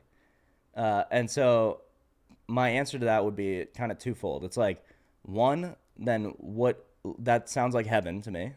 So why create material universe? Why create materiality at all? I guess that's the question. Why not just have an uncreated, like, perfect communion with God and whatever? So there's that. And to that, I would kind of say it's almost like a nihilist thing. It's almost like, well, life sucks, so I'd rather just not be here, or like I'd rather just be dead. I'd rather not exist at all. But it's like the ultimate death. It's like not even like you got the experience of living. It's like you never ever got to exist. And so I look around and I see the people I love, and I see this beautiful planet and my cats and things like that. I'm like, do I want none of this to exist at all? No. I think God loves those things as well, so it makes sense why he would want to create them. But it's like once we get into creation and there are creatures, if you want to give them free will, I don't see how you can take away their ability to choose to do something. Because so if you gave the example of like seeing out of your toes, there's no sense in which you can choose to see through your toes. But you can choose to either see just through your left eye or just through your right eye, right? So there's sort of like a fundamental difference between that. Does that make sense? I don't really understand the last part of what you said, but for the part before, I think about creating a world. Mm-hmm. I think that why would the world that is created, why I still don't understand why that has to have suffering. Even if suffering brings some good things, maybe like poetically or whatever. Yeah. There still doesn't have to be suffering. I don't think that suffering is also the opposite of good or God, right. Suffering to me seems like sort of not the opposite of good, but sort of like a product of evil. Is that fair? Or? I mean, if you believe in evil, then yeah, I'm sure. Yeah. Okay, so why would God have to create a world that has any sort of suffering or whatever? I think a God that doesn't have a angelic host like a Satan figure doesn't do that. He doesn't create a world where evil is allowed. But if he wants to have agents, especially supremely powerful ones, in the world, I don't. It seems logically inconsistent to love them and chain them to a radiator, right? That's kind of what I was trying to point out. Okay, what if God is the direct cause of that suffering? Like for instance, Noah's Ark, or very beginning of Genesis, after they eat the fruit, he's like, "Hey Eve, you're gonna have really bad birth pains." Yeah. So the eating the fruit in the Genesis sort of curses, I would say that this is God being just. This is God, like, so yes, he is perfectly loving and he's perfectly good, and part of being perfectly good is being perfectly just. So that's why free will has consequences. That's why your actions have consequences, right? So that to me seems like God would be acting out of his nature to not be just towards Adam and Eve. But he's also, because another good is mercy, he's also perfectly merciful. So seeing the whole expanse of the play, like the cosmic play that we're in, he knows that mankind is going to be saved, that he himself is going to come down and be brutally murdered and all the rest, and that he's going to save. The Catholics say they hope and pray for the salvation of everyone. So we could get into my hell doctrine and a bunch of other stuff, but let's just assume that I want God to save absolutely everybody, and that he wants to do that, and that there is sort of a possibility of him doing that, right? Or there is a possibility of him doing that. So he sees the whole story. So it's like, for him to allow certain evils, knowing the infinite glory of what's to come on the other side of that, it doesn't seem like a contradiction. It doesn't seem like that would make him an evil person. It would seem like it'd actually make him. So the example. He sees the whole story like past, present, future. Yeah. What do you mean by the whole story? Yeah, the whole story. Yeah, past. He knows the outcome of this whole thing. So past, present, future. Yeah. Well, he exists timelessly in eternity, which, like, the way if he knows. Yeah. The future. Mm-hmm. I feel like you wouldn't have free will if he knows. I know. Yeah. It's okay. So this is where we're gonna get in the weeds, but it's okay. That's what we're here to do. Just because God knows what you're freely gonna choose to do, doesn't mean that you don't have the free choice. Does that make sense? Yeah, but I'm not free to not do what he knows I'm gonna do. No, you're completely free, but he has all the data. So he knows. So, like. Well, then, so he can determine everything I'm gonna do. No, I don't think so. I don't think he determined. Well, with data, that would be. Well, he just knows the data. He's like a scientist looking at a jar full of atoms that are bouncing around, and if the scientist knows exactly how every single atom is going to bounce off of every single atom, He could predict where every single atom is going to be at a certain time. That's determinism, though. That's like that's what I think. I know. That's what I think with like supercomputers and stuff. If you had a powerful enough computer, you could just right. So imagine a determine supercomputer that is so. But does that mean that the supercomputer created or made the choices that the system it's examining ends up doing? Like, so if the supercomputer is observing a system, but in essence, it is the same. It's doing the same thing. It's not the creator. But so I believe in God's providence, being knowing right? the future and a computer determining the future. If the computer is like correct, they're both correct. Yeah, it's the same. It's the computer is determining. Yeah, and then in the God scenario, he just knows. Yeah, I'm not. But that is a significant I would not be free to not do what it's saying I'm gonna do. I think there was a movie about this where like it was. I think the moral dilemma was like, can you arrest someone for something they haven't done yet? Yeah. Like I think that is that the Manchurian Candidate or something like that. I don't remember what it was. Yeah. But, no, I know that movie. Good movie. But like, I don't think either way you would have free will if he knows the future. I just don't see how that's the case. Like, so I don't see how those things are mutually exclusive. Like him knowing what you're gonna do and you not having the choice to do it. So like, for instance, like if you're my best friend and you're like, dude, that there's the emo chick at the bar and she's got all the piercings and the mohawk. I know I shouldn't. I always get with these ladies, but it always ends up bad for me. Just because I know my friend super well and I know he's gonna end up talking to that lady and going home with that lady at the bar later, doesn't mean I like made that choice for him. Right? No, but that's not the same thing. You're inferring what you think might happen. You're making an educated guess. And God is making an educated guess with all the knowledge. Supercomputer knowing exactly where all of my atoms will be at one moment in time. Yeah, I agree with this supercomputer. I think if you want to look at God as the supercomputer outside of space and time that has every single piece of data, then that's a fine way to look at it. But I just don't see how that invalidates free will. Like even in the supercomputer case, just because you know something's going to happen doesn't mean that you made it happen. If God knows every decision I'm going to make from here until I die,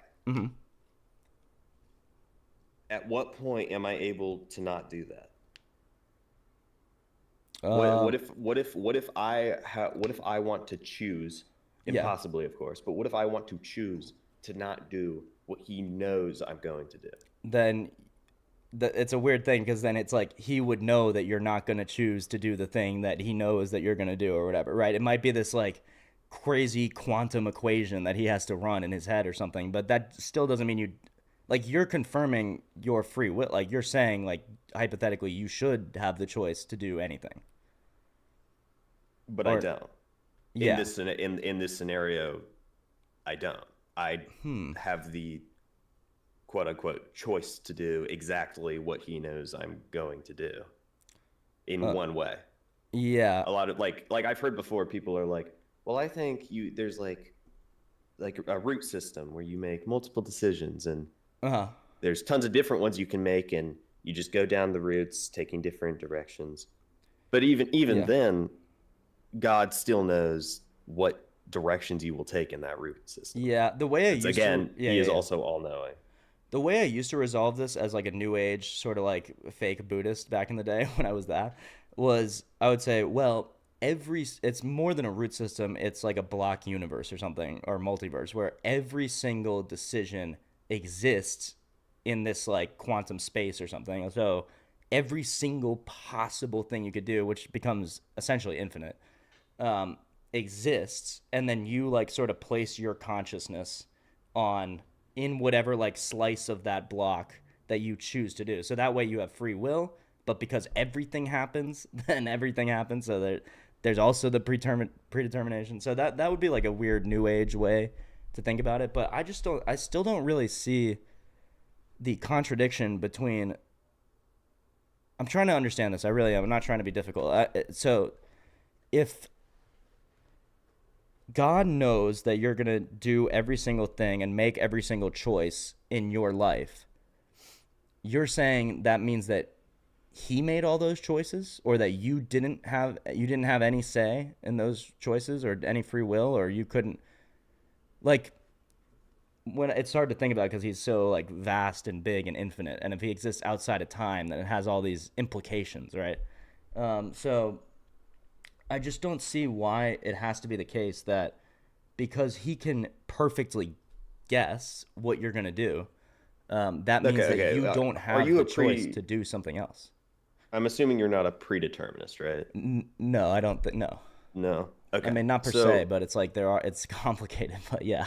Well, some things can be predetermined, but Sure, like you don't think human actions. Yeah, no, there's nothing intuitively to me that says that like whether I'm going to drink a coffee or a Gatorade is predetermined. See, that's okay. This is really what I'm getting at here. Okay, if God knows what I'm going to do tomorrow, Friday, Yeah. he will know every action I will take. Yeah. Before it's happened, to me anyway, it hasn't happened yet. Yeah. He knows every decision I'm going to make. Yeah. Is that not the same thing as predeterminism? Yeah, except I would just change the word "no" to guesses. But because he's so smart, he always guesses right. He always guesses right, though. You know what I mean? So then he's not guessing; he's just knows. Right, exactly. If he always guesses right, he would just know. Which is why this is so complicated. But do you see why these things don't have to be? You're saying because he knows, then that boom, bada bing, bada boom, you do not have free will. But where are you getting that these things are mutually exclusive? Because so you're saying he guesses, so he knows, right? Exactly what you're going to do. So that's like written out in the big book of things or whatever it is. Like it's just there, it's in his mind, so he knows it. But I don't think that means that it like happened already, right? Like that I don't see why he couldn't give you free choices and then also be so smart to know what you're going to freely choose to do. Okay. If he gave us free choices, right? Yeah. Then he would not know the future, I would think. He wouldn't be able to know the future if we had free choices. It just kind of seems like conjecture. I feel like he would know. But even if we had free choices. If he does know, yeah, then it's predetermined.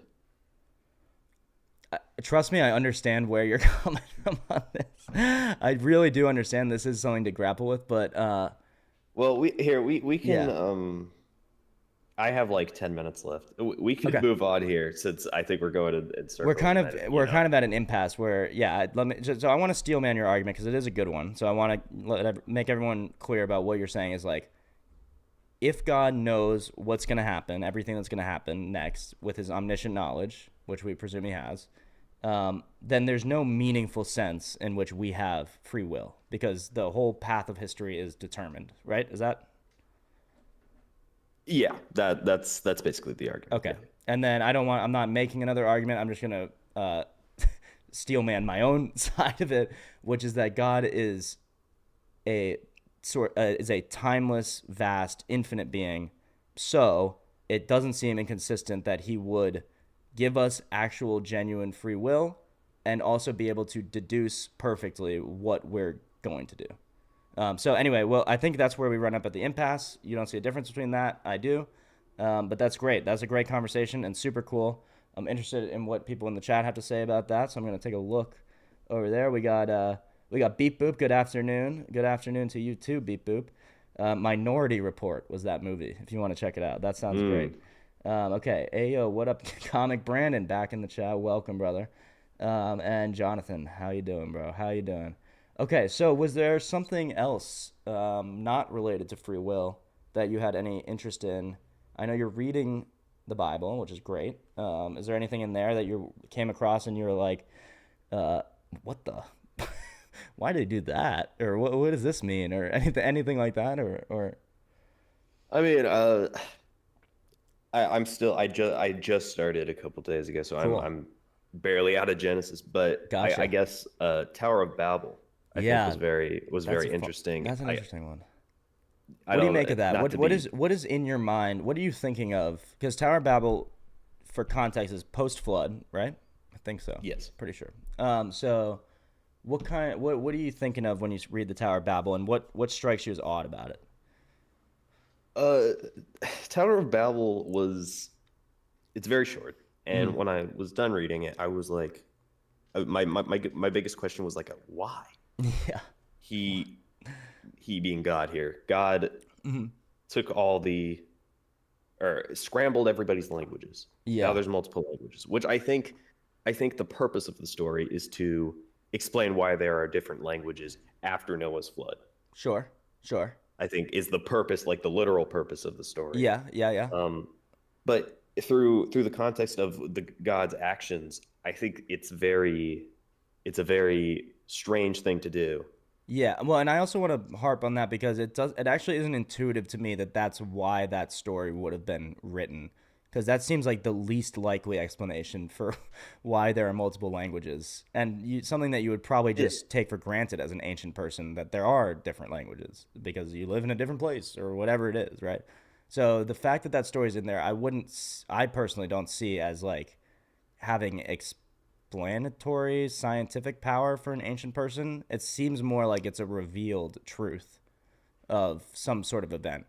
But okay, so yeah. Not to, I'm not taking it literally. I right. just thought, I have 10 minutes here. I picked something short. Yeah, no, okay, so I good. think. Anyway, so the Do you problem think is like that the God's yeah. actions in this story were literal though? What it says God did. Do you think that's a literal? That's a good question. I think there's room to read this super allegorically or metaphorically as well. But I'm open to the fact that there actually was a small civilization after Noah's flood, and we can talk about whether the flood was like local or global. I'm sort of in the camp that it was actually a local flood based on a few things. So whatever. So then you would expect there to actually be other humans like in Asia or something like that, right? Anyway, so I can see a bunch of people after the flood getting really high on their horse saying, look, we got this civilization, we can build stuff. Let's build the absolute greatest thing, and we'll be. What lands on my heart when I read that is that they're trying to make a human construction that equates their power with God's power. So for God to come and uh, show them some humility, basically, and to knock that project down is, I think, exactly in God's nature and what I would expect him to do, and something that you can even live by today. It's like, the message I would take from it is make sure you're not glorifying yourself and your human creations over the ultimate truth, the ultimate creator, and God. Does that land on you? Yeah, that's an interesting reading of it. I read it more as like I read it as the tower, which Hmm. I think this because my grandma had this pop-up book, Oh, and when cool. I went over Yeah. to her house, there Yeah. was like a Tower of Babel, Cool. and Cool. it, Yeah. it looked like they were trying to like reach God, like there were Exactly. the book had Yeah. like a hand there. So Yep. I read it as they were trying to reach God Right. through the Tower of Babel, and that God Yep. scrambled other languages Yeah. so Yeah. that Yeah. they couldn't reach him, Yeah. not become like him, I guess, Yeah. or And like the honestly, in the angels. side of my in the Bible that I was reading, it's like a King James version, so I think it's some sort of Catholic Bible. I'm not sure, but sometimes it has interesting like little tidbits and stuff. And there is this intimation that it's not even like when they say tower, it's possible they're actually talking more like a fortress. Like they're trying to create this city that is glorified to the extent that God is, and then God just comes down and says, "Not possible. Like, what are you doing?" And so that's how I read it. So like the idea of them literally building a tower like into space kind of seems absurd to me. And then you would think if God is consistent, that once we get into space with like rocket ships and stuff, then he would scramble our languages or whatever it is. So I think it's proper and okay to read it with a very like metaphorical lens, as a lot of stuff in Genesis, really. Yeah, well, I mean, my literal take would be that that's supposed to explain different languages, and then my Hmm. metaphorical take would be like a literal reaching of God, I guess, Right, would be my. right. Yeah, I mean it's an interesting story. It is good. I think that I've heard others have trouble with that one, which I'm kind of surprised by. That seems like one of the easier things in the Bible to say. Like, yeah, I mean, it seems like if you try to supplant God in His throne, then He would just come down and make it difficult for you or scatter you around. And create the languages. And that's another thing where it's like, does God create good from bad? And so is trying to make an idol out of your own city bad?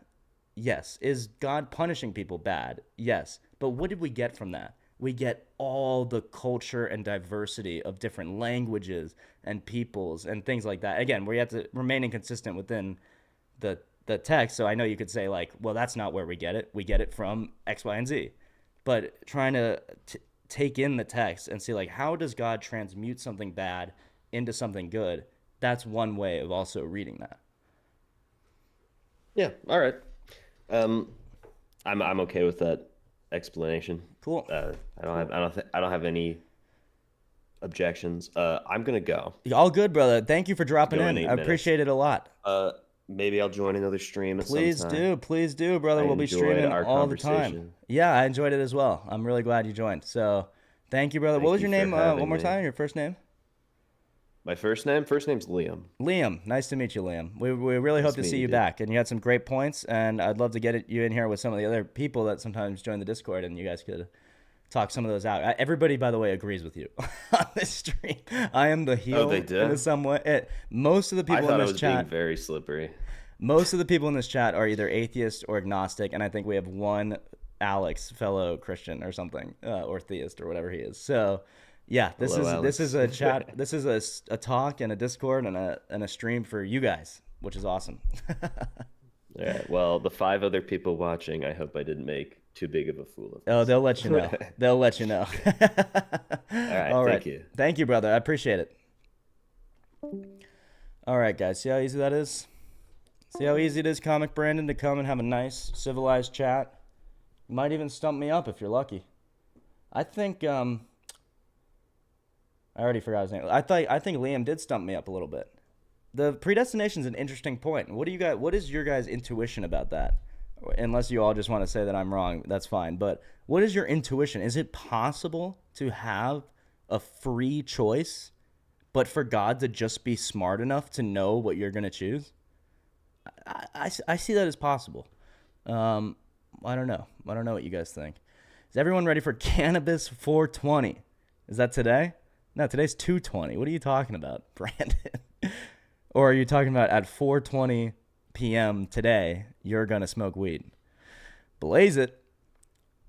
See how you people are slippery with your wording. Open to the fact. I'm sure I said something wrong. I am slippery. I'm a snake, Brandon. You know I'm a snake. You know I'm a snake. It is interesting. Most of the people are sort of agnostic or something in this chat. And most of them did grow up religious, which I'm not surprised by at all. I think there was a real failure on the part of religion to translate and to interpret these texts in a way that we could all kind of accept. I feel like all guessing would not be all knowing, though. Yeah, but the guesses are always right. So I used guessing, and maybe Brandon's going to call it slippery language or whatever, but it's not guessing in the way that you and I guess. It's an educated guess, and it's an educated guess based on all of the data in the universe and knowing your own heart and knowing your own mind. So you can take an educated guess. Like if you asked me, like, do I live in Dubai? Well, actually, that's a bad example. Do I live in Kerala, India, or do I live somewhere in the West, like in America? You can take a pretty educated guess based on my hat and my language and I don't know, my skin color and a bunch of other factors that I'm probably in America. So imagine instead of just having like my hat and my skin color and my language and stuff like that, you had every single piece of information about me, including what I'm thinking and what my heart wants and what my emotions are like and what you know to the T what my like genetic predispositions are. And you know that what kind of like coincidental or accidental things are going to happen to me going forward. And you're even going to send a few to me and stuff like that. So yeah, I just it's not a guess the way that the way that you and I guess. It's a guess it's an educated guess with all of the information. So it is going to be correct. God has no beginning and no end, therefore he must exist in all of time, thus knowing the outcomes and actions of everyone without dictating them. Yeah, I agree. I think there's no way to get around this like timelessness of God. But I think there's also no intuitive reason to deny one's own free will in a real way. First of all, it's good to take in our modern culture, in our modern like deconstructionist, like postmodernism type culture, we love to take the least expected route, or like the least intuitive option, because it's true that a lot of things that seemed intuitively true were like disproven or amended by science and the advancement of technology and stuff like that. But a lot of times your intuition is right, and so it's deeply unintuitive that you don't have free choice. Just because, but if you take this like worldview that you don't have free choice, and that's where you start from, then you can continue to argue that you don't. But when you just walk through your life, when you just go through life, you feel as if you're making free will decisions on a deep level. Like you really, really feel like you could either do this or do that, and that there's nothing stopping you from doing those things. So I'm going to take if there's no evidence either way, really, I'm going to take the intuition and the deep feeling that we actually have. Yeah, that's right, American Blake. That's exactly right. That's how I see it. He's outside this bubble, and whatever's going on in the bubble, he can dip his finger in, and he can do a little drop of Jesus in the bubble or whatever he wants to do. But that doesn't necessarily mean that he's like choosing all the things for you or choosing anything that happens in the bubble per se. I think that is a good way of looking at it. Like, wait, should we bring up my best friend Paint again? MS Paint, the worst, freaking horrible. Okay. What kind of brushes we got?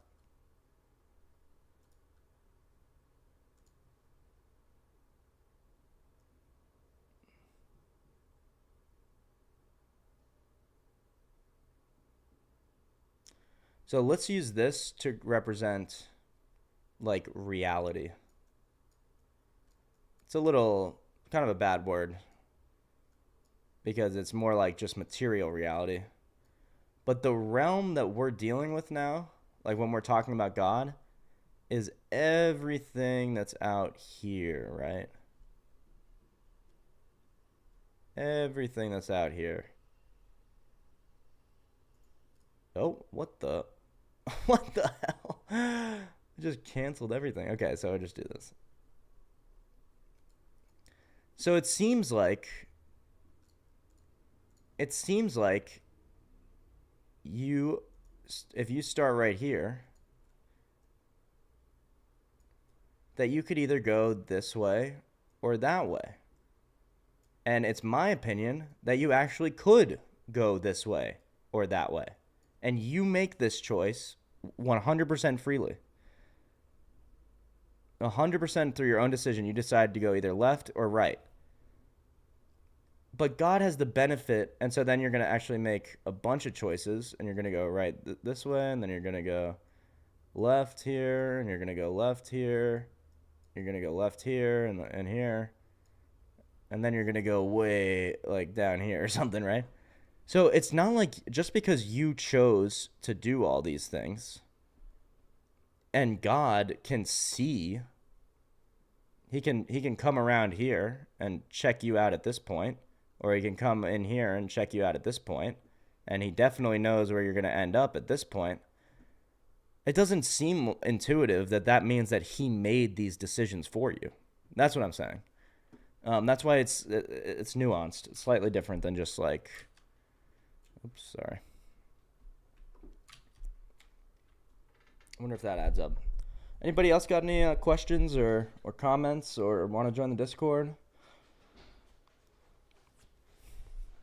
Feel free, throw them out. Let me know what you think. In the meantime, I'm going to play Slay the Spire. You guys ever play this game? Talk about decisions. Watch this. Look at this. So just because, let's just do that. Just because God knows that I'm going to pick this path and take these campfires and this elite battle and whatever, it doesn't mean that I don't get to choose which one. It doesn't mean I don't get to choose. Is it cringe for me to play this right now? I don't know. You guys aren't saying anything. Maybe it's cringe. No, I'm not gonna do this. But that's the point I'm making. That's the only point I'm making. Did everybody here grow up as a Christian as well, fundamentally, and then lose their faith that way? Or was anybody here of a different persuasion, a different religion? Curious about that.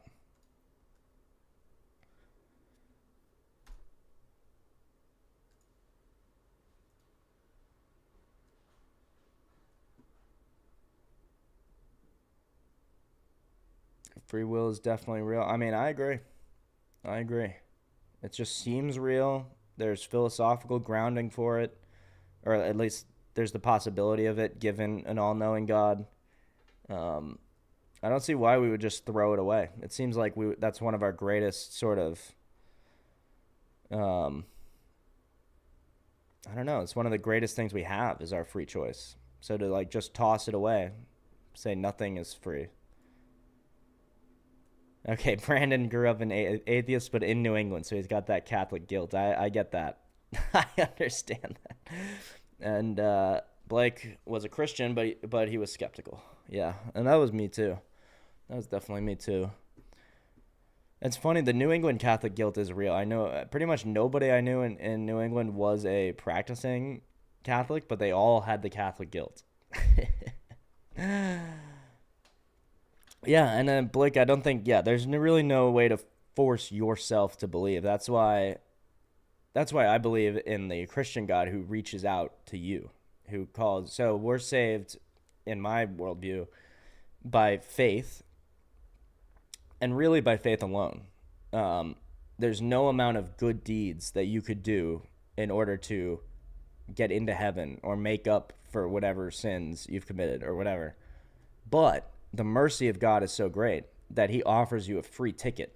He offers you an absolutely free ticket back. And then your actions start to bloom. And the fruit of your like humility and your love for God is that you become a better acting person. So yeah, stay open, man. Stay open. Keep your heart open. Don't force yourself to believe. That's not going to happen. I don't think that's really going to happen. Especially if you don't mean it when you start to force yourself. Choice is an illusion. This is something that Brandon does, and I appreciate you, Alex, for trying to for the Sisyphean task of trying to combat Brandon's statements. But he'll just make some like axiom. He'll just like say some statement as if it must be true, and then not really have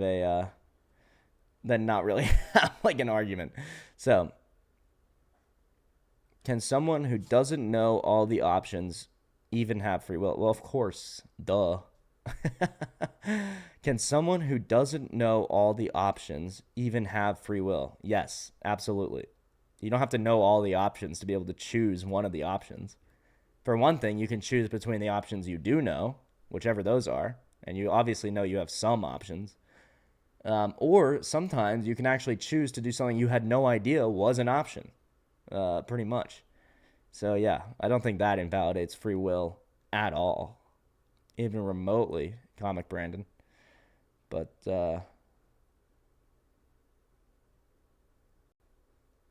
yeah.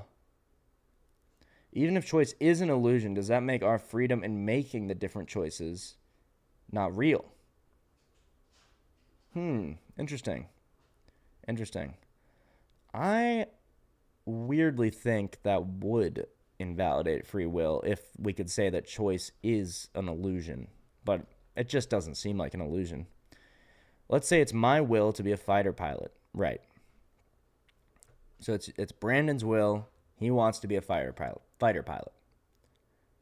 and I might try to guess where he's going, but maybe I shouldn't, because I think he's going to say, but I'm a slob or whatever, so I can't be a fighter pilot, so I don't have free will. Well, no, that's not how it works.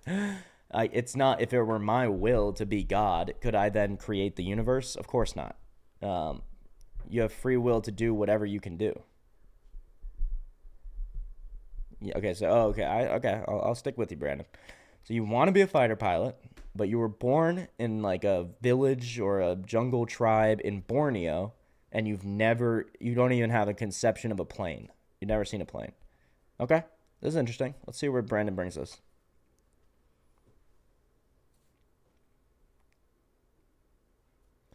Free will is different from having the freedom to do anything at all.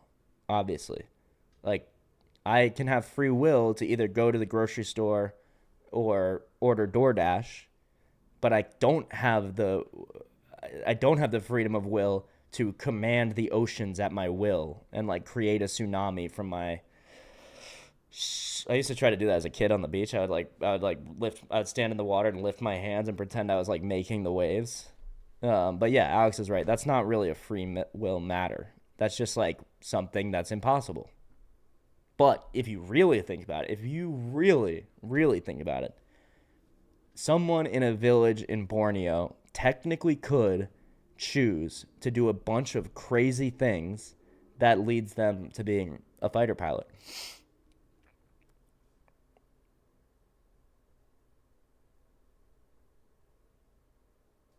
Exactly. If you will to be God, you cannot ever be God. Firstly, because he isn't real. Again, Brandon's circular logic.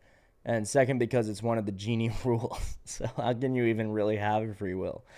Lol. Yeah, I think we've handled Brandon's argument pretty well. If there are limits and restrictions to what you are allowed, there is no free will. I just completely disagree with that. That's obviously not true. Even conceptually, it's obviously not true. So if a prisoner decides to make notches on his wall to keep track of time or to read a book, you're saying he doesn't have any choice just because he's in prison and he can't choose to like be the president of the United States? That doesn't even make sense, Brandon. The world is unfair and awesome. We don't get what we want, sadly, but that doesn't mean we don't have the free will to dream and wish for those things. That's true. Or do random shit. Now I can start quoting all the anime movies and draw a green mustache without you even knowing. That's my free will. Yeah. I think intuitively we feel that you can pretty much imagine and even try to do anything. And Brandon's will is to fly with the use of assistance. And Brandon, honestly, unless you mean without the use of assistance, then I don't know what you're saying, because you absolutely can do that. You can just get on a plane. But, yeah, I think you're falsely conflating free will with the ability to do absolutely anything. I mean, they're just not the same thing. So it doesn't disprove free will to say that you can't do everything. Okay? Yeah. Yeah, and being in prison is a punishment. So there you go. Totally. Totally agree. Luckily, we're not imprisoned in a significant way from the get-go. Would alien life disprove God? That is a good question. I'm going to say no. I have a weird intuition that there is alien life. Then you get into questions like, are they saved? Is Jesus their Messiah, their Lord and Savior? Do they have to trust in Jesus? I would say, yeah, they do. And to the extent that they've never heard of him, like the way an uncontacted tribe would never have heard of Jesus, then they'll be saved by other ways, right? Like by their actions or something like that.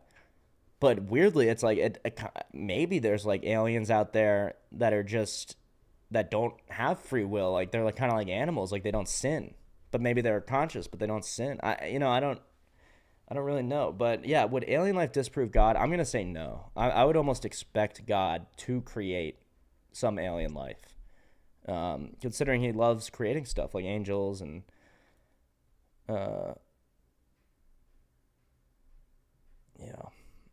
My will is to fly without assistance. I can't do that. No free will.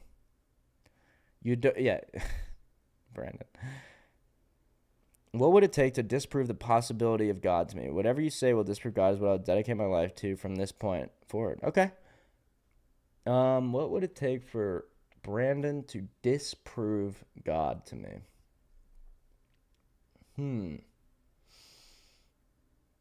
I guess, Brandon, if you could take me back to meet Jesus, then and then I met him, and then I found out he had like a child bride or something like that, or there was some, like, he wasn't at all who he said he was or something like that. That would probably really shake my faith. Yeah, that would probably disprove God in a serious way. Or if you could show me the actual beginning of the universe, maybe that would disprove God. But, you'd have to show me all the way back the causal chain. You'd have to take me all the way to the uncaused cause, the first mover. And if I met that uncaused cause, then perhaps that would be enough. Do you think we could be in a simulation? Yeah, exactly. Yeah. So this is a funny thing about the simulation theory. So I like it. It's it's like at least a metaphysical belief, which is more than a lot of people have. It's just so uncomplex. It's so simple and simplistic. So one way we can look at this is like, okay, so we are in a simulation. Who's the developer of the simulation that created time, space, and matter, right? Is that significantly different from God, the developer of the simulation that created this that we're in right now? No, I mean, it's just it's basically a way to be a theist, but not have to have, it's a deism. It really is like a form of deism, because it's like, it says, it confirms the conclusions or whatever that I draw from the cosmological argument and the fine-tuning argument. It doesn't really help with the moral argument unless you assume that the developer of the simulation is also supremely moral or like ultimately good. So then you're just talking about God, really, once you get down to it. And then you go, what do you do with the Jesus character? Is he like Alex said, like the avatar of the head developer? It's an interesting concept, but then we're just right back to God. So it's like, it's a little empty. It's like, if you want to strip away all the magic and all the like philosophy from Christianity, then you would have like simulation theory pretty much. Also, there's just it just was thought of as a thought experiment, so it doesn't have like a good chain of custody back to any like prophet or religious thinker or smart guy. I'm going to quit anything about. But that was prayers and Jesus. All glory be to God. Praise Muhammad. All right, Brandon. Well, we're working on you. We'll get you there. You're halfway there. If you're praising God, that's pretty good. I'll take that. It's a good stream.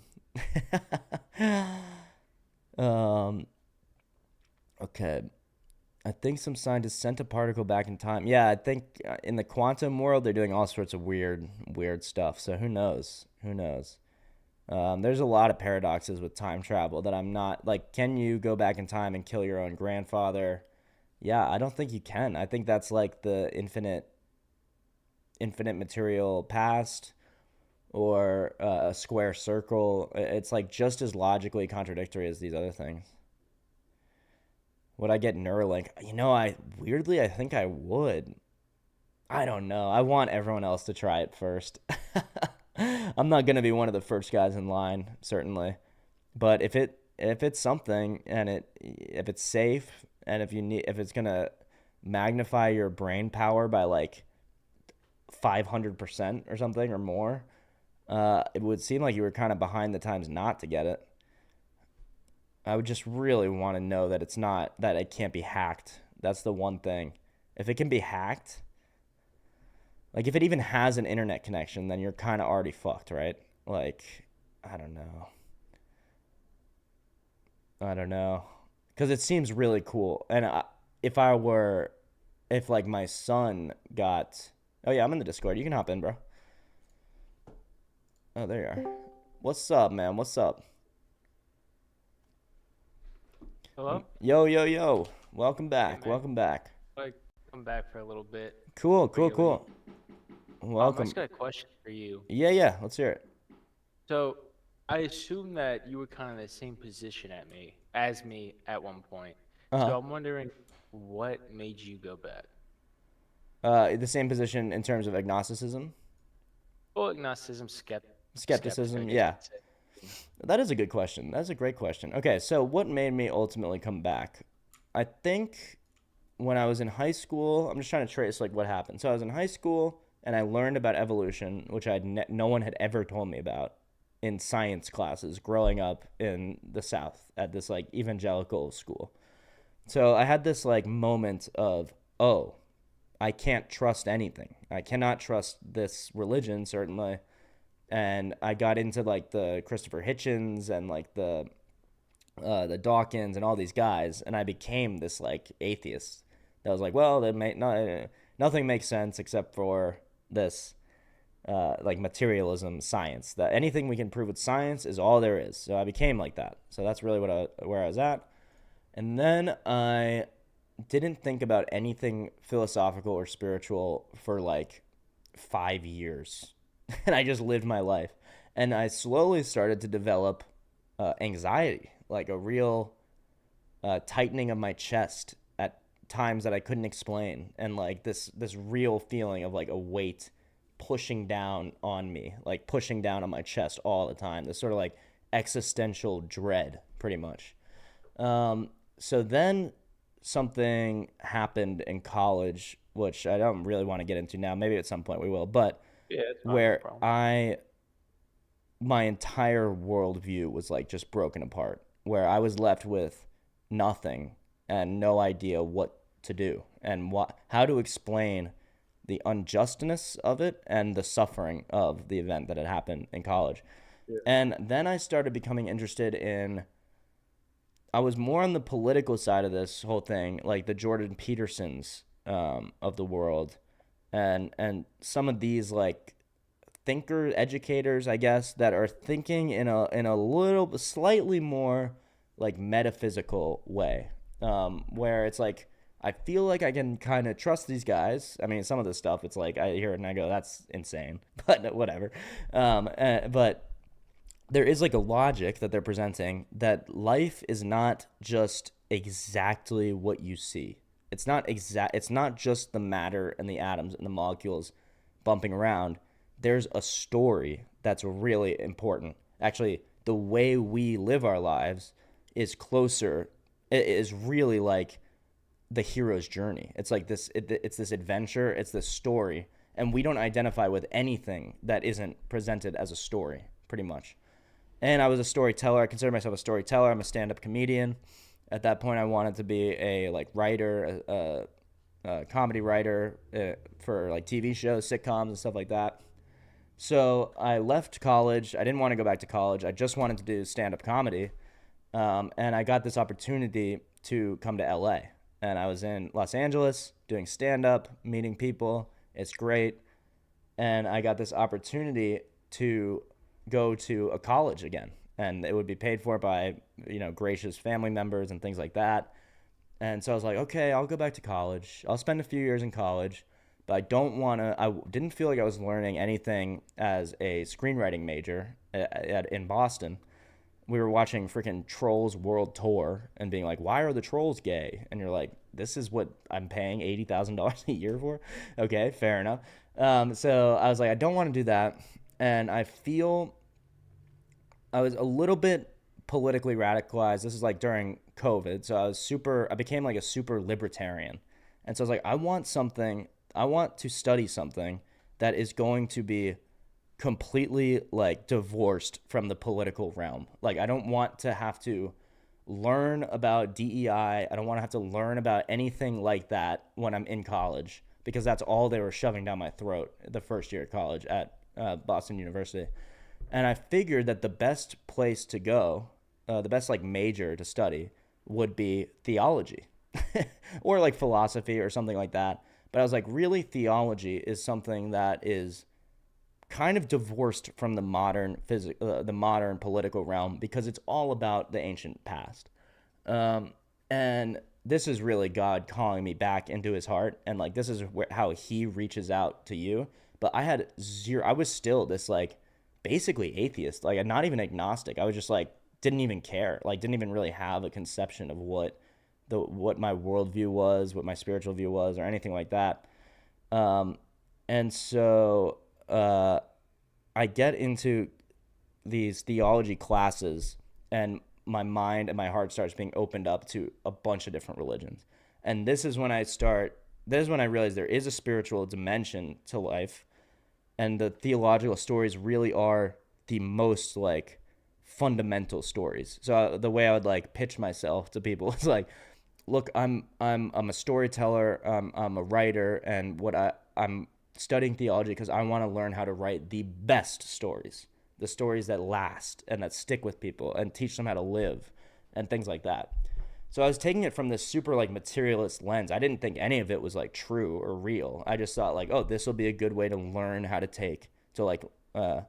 incorporate a story or like create a story. And then even more shit started happening to me, like horrible things that I just couldn't understand. So unjust, so wrong. So it was really the problem of evil, like just gnawing away at me. And I had to deal with the anxiety somehow. So that's how I got into meditation and Buddhism. And the meditation really helped me alleviate a lot of anxiety. So it had like a pragmatic, like practical effect. And I feel somewhat connected. I start talking in a different way. I start talking about the universe and manifestation and talking in terms that I never used before, even when I was like a Christian as a kid and stuff like that. And feeling like some sort of relationality with the universe, and then just following the relationality and going through the different religions. Christianity I had put last. I was like, I tried that. I've been there. It doesn't work. It's not for me. So I'll be anything but a Christian, basically. And I just kept going through them. And I thought I would like Sikhism. Sikhism was awesome. I love Sikhism. I think that's like so close and so cool. But it's really culturally dependent on you being like an Indian person, pretty much. I've met very few Sikhs that are not from a very specific region of India before. So I go through all these things. I have yet another, this one I can briefly mention because it's easier to talk about, but it's like my roommate commits suicide that I'm living with. And he goes absolutely psychotic and has a mental breakdown and jumps off a building. And then now I'm right back in that spot. Like, why? Why me? Why me? And why all of this? And why anything at all? Why anything at all? Like, I'd rather nothing existed. So this is when Christ started to work on my heart. And I still wouldn't have accepted him yet. At this point, I'm super new age. And I don't know if you know about that, but it's all about like aliens and manifestation, and you are your own creator, like you're your own God, and you can you create your reality, and Neville Goddard's, and if you demand money from God, he'll send you money. The Billy Carson stuff. The Billy Carson stuff, exactly. So that stuff, I was like into that because it was offering me something. And in that realm, I was leaning towards Jesus. I was leaning towards Yeshua, is what they call him in New Age. And it's all these people that are like manifesting Jesus. Like they called them, what do they call themselves? They were channelers. I don't know. Have you heard of these people, channelers? I have not. I really don't know much about New Ageism, to be honest. Yeah, it's dangerous. It's really dangerous. So it's interesting. It's extremely attractive. It's like really, really attractive. Basically, the claim that they offer you is that you are God. Your reality is created by you and by you only. And it's like a radical subjectivism. So it's super attractive. You get to make all the rules. You get to do everything you want to do. And you feel this sense of like universal power, sort of, because of that. and because of what they promise you. And then sometimes you have little spiritual moments, but it's just never it's never anything you have like when you commune with Christ or something like that. So I get into New Age, that stuff, and then my uncle dies, who loved stand-up comedy, and then I'm like taking this walk, and I'm just thinking, I'm like, we're right back to this problem of evil thing. Like, I thought I figured this out with Greg. Like, I thought we were all one thing, man. So death isn't real. Like, death doesn't matter. Like, whatever. Like, we'll all be one in the universe. Like, you die and you go back to the universe and you become a part of it and stuff. And it's like, you can see how I still believe some of that stuff. Like, you die and you go back to the sort of uncreated realm and live with God, whatever. And I know for a fact I've been promised in a weird way, or I've been shown that I will reunite with Greg, who is my roommate, in heaven. So I had this incredible vision, which was like I was like floating out in space basically, and it's basically like a dream, but I was in meditation, so it's more like a vision really, and then Jesus just appeared in the middle of space, like literally like guy with a beard that you picture like Shroud of Turin looking Jesus, whatever. And I'm like, Jesus? Like, I don't even believe in you. Like, what are you doing here? And he goes, just ask me what you want to ask me. And I'm like, oh no, I don't have any questions, man. I like figured it all out. I don't got any questions. And then Jesus responds, he goes, okay, but ask me what you want to ask me. And I just break down. I go, why? And I ask him directly. I'm like, why? Why did you do this? Why did you take Greg from me? It makes no sense. It's evil. It's an evil thing, all this suffering that we have to go through. And this is what happened in the vision. Jesus opens the middle of his chest where his heart is, like a box. Like he opens these two doors, and literally Greg's face pops out. So Greg was just sitting there in Jesus' heart, and then he pops out. And we have this beautiful conversation, and we talk, and it's like, okay, is this a figment of my imagination, or is this the literal person of Gregory Pizzuro talking to me? It doesn't matter. It really doesn't matter. The problem of evil is being solved in my heart. That's why it's not really a logical problem. It's a heart problem. And so I'm starting to understand. And then my uncle dies, and on this walk, I go, Lord, I know we had that moment, but I still think that might have been my imagination or some kind of new age version of you or some kind of weird thing. If you are real, just tell me, like show yourself to me, reveal yourself to me. And within less than a second, my whole body is filled with this warm, glowing orange light. Like you just feel totally at peace. And I hadn't been meditating. I hadn't been taking any drugs. Like I've had that kind of feeling before, not as powerful as that, but I've had that kind of feeling from taking drugs and from meditating. But this was not like that. Yeah. When you saw Jesus, I'm sorry for interrupting. No, go, please. You saw Jesus. Were you on anything? No, I was just meditating. Okay. Yeah, I would do, but so I'll give you some context so it doesn't sound that so out of there. But I was doing something called transcendental meditation. Have you heard of that?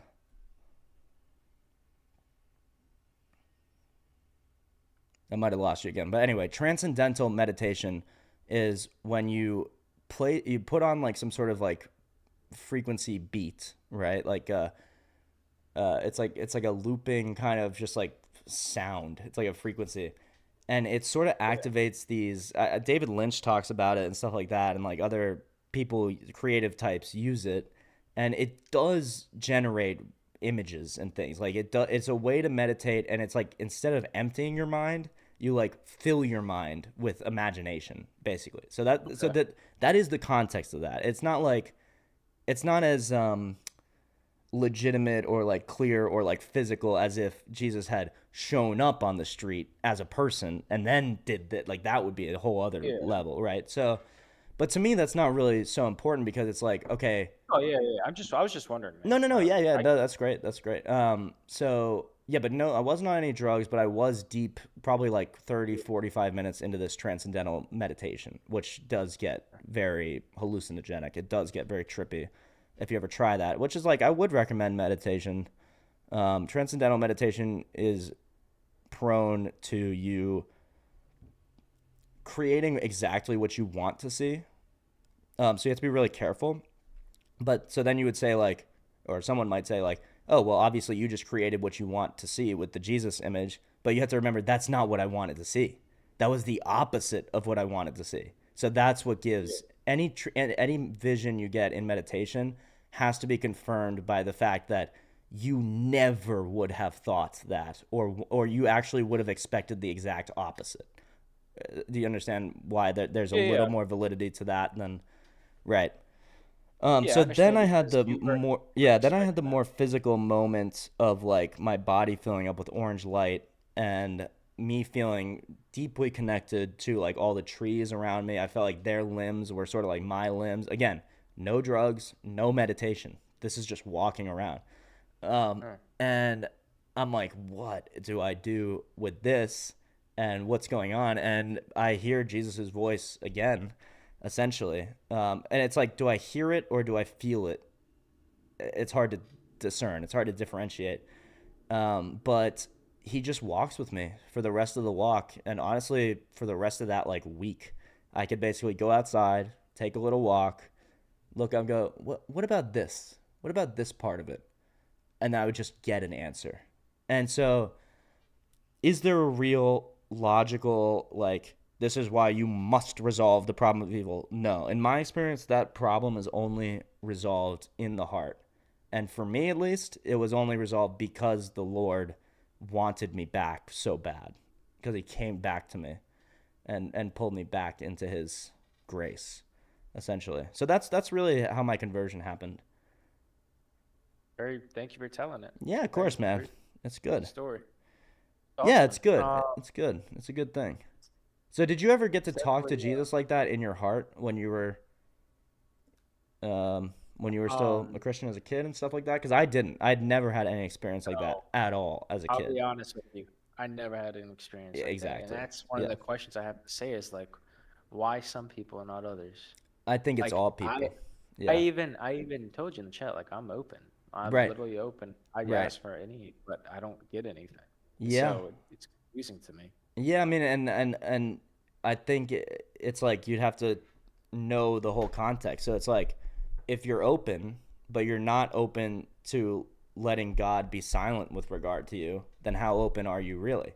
So I had this problem too, where it's like, well, if God were real and Jesus were real, then he would just like state that to me, obviously, right now, right here, right now. But instead, the way he went about it was through this like circuitous path of seeking and asking, and it's like I if he had just showed me who he was and told me who he was from the beginning, like when I was a little kid or something like that, then I never would have studied theology. I never would have gone through the other religions to know what they're like Buddhism, New Age, Hinduism, some of the thing. And we quite literally would not be sitting here right now talking and having this conversation.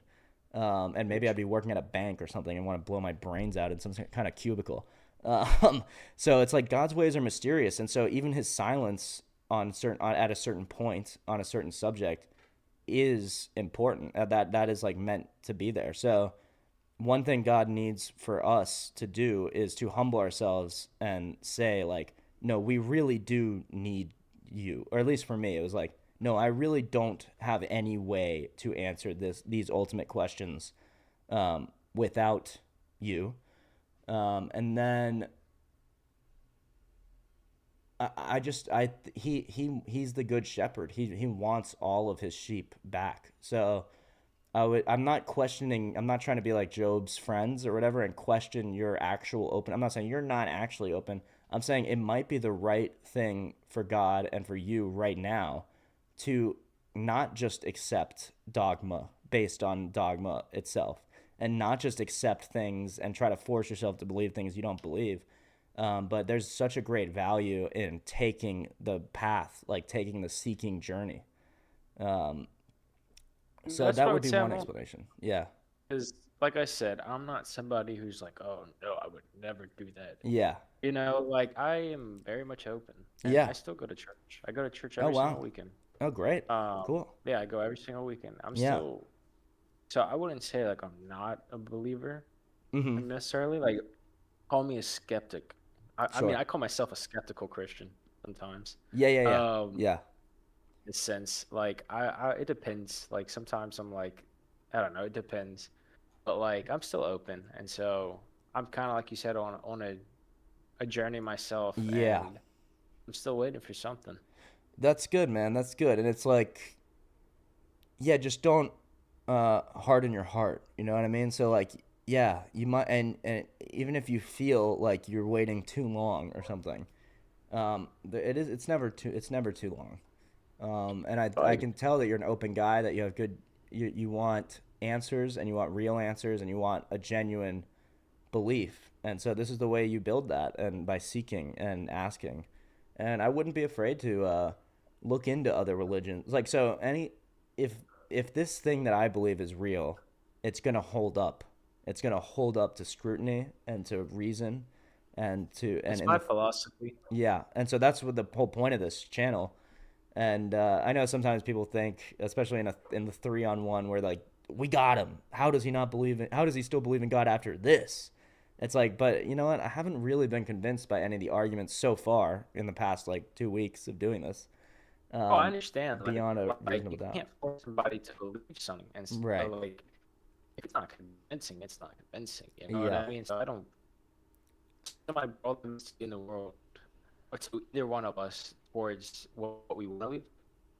But that's it Yeah. is what it is. You know what I mean? So Yeah, I like think it's like, it's like we're in this like video game or something, right? And it's like fun to level up. man. It's cool to gain skills and knowledge, and like actually allocate your skills into certain realms and things like that. And it's like, if everybody just had the perfect knowledge all the time, and we all started at level 99, well, what's the point? Like, that already is the Yeah. case in eternity already. So it's like, to see this as a mistake or something like that, like see this life or this world as either just randomly generated, or some sort of, even worse, like some sort of nihilist mistake, like there's an evil god, like the Gnostic god or something like that.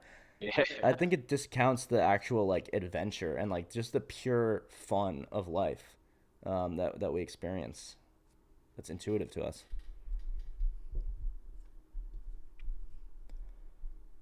It's interesting. Let's see. Comic Brandon, classic skeptic as always. Love it. We do love him for this reason. Telling me Yeah. I was.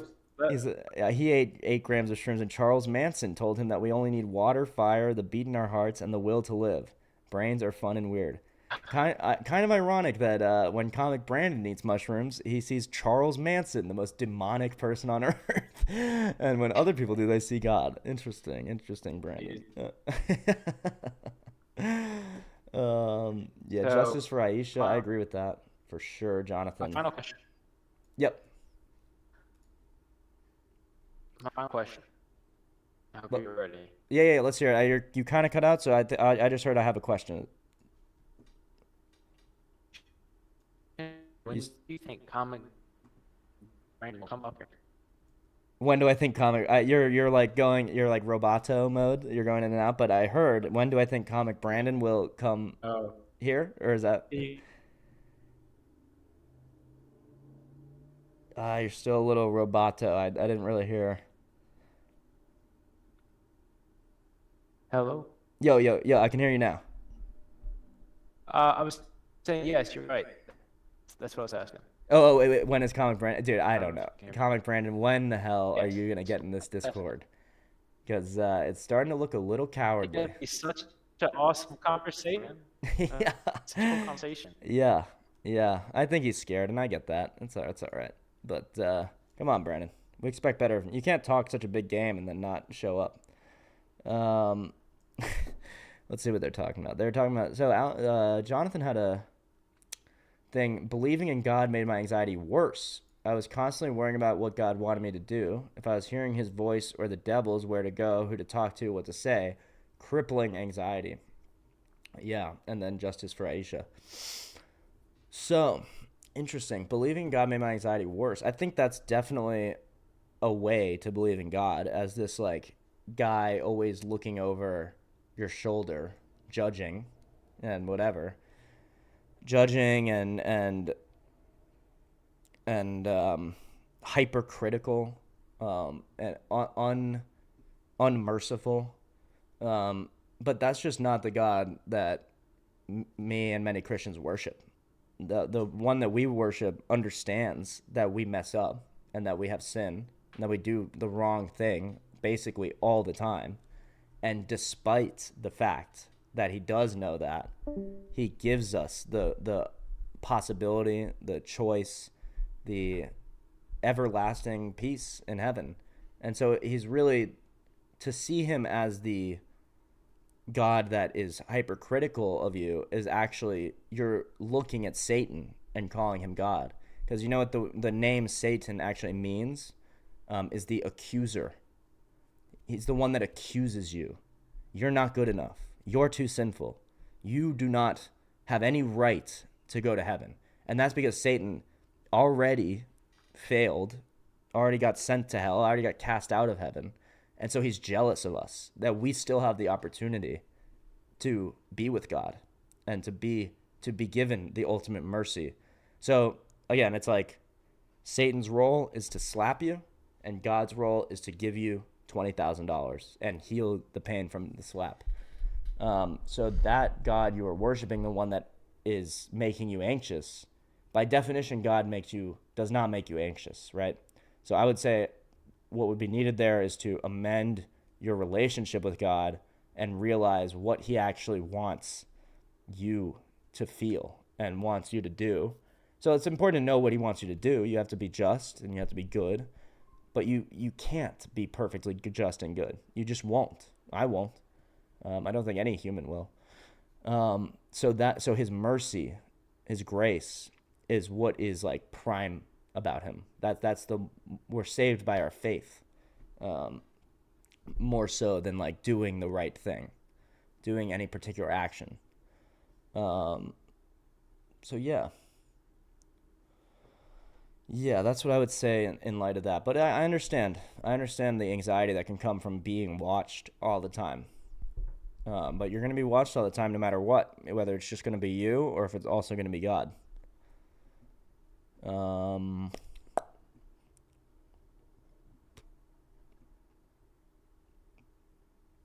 The deeper they get, that's where the justice for Aisha thing came from. You got to start at the beginning, Jonathan, man. Maybe here, I think Comic Brandon already hit the 420. I think if you really look at the world and see what happens, take the time to take in what you're experiencing.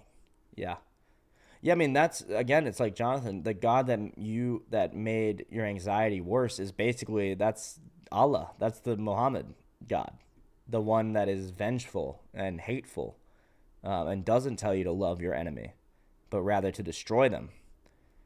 And if you're going to destroy your enemy, you have to destroy yourself too, because aren't we our own worst enemies most of the time? I strongly dislike those people. I'm not one of those dead pedophiles. There are worse things than death, and I wouldn't want anyone to have to do the deed. I don't even know what that means. I think you're talking about pedophilia, but I have no idea. Man, that's so beautiful. It's funny when they're like, wow, all the people into this stuff I'm into are crazy. It must be a them thing.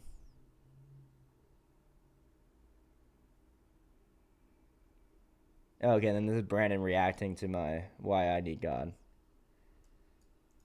Yeah, brains don't ever just do that, Brandon, by the way. I know they can. I know when you like get into a car accident, you get like a bunch of adrenaline and like even DMT or whatever it is. But no brain ever just does that when you're walking around. When you're a little sad and you're walking around, your brain doesn't suddenly trigger a literal hallucination. That's almost never happened. And if it does, then thank the Lord. All right. Must make it a pay-per-view event when Brandon joins. I will. It'll be the ultimate showdown. Christian God is uniquely forgiving. He is uniquely forgiving. I would agree with that. That's like the whole point. That is the entire message of the Bible, is salvation, forgiveness, mercy.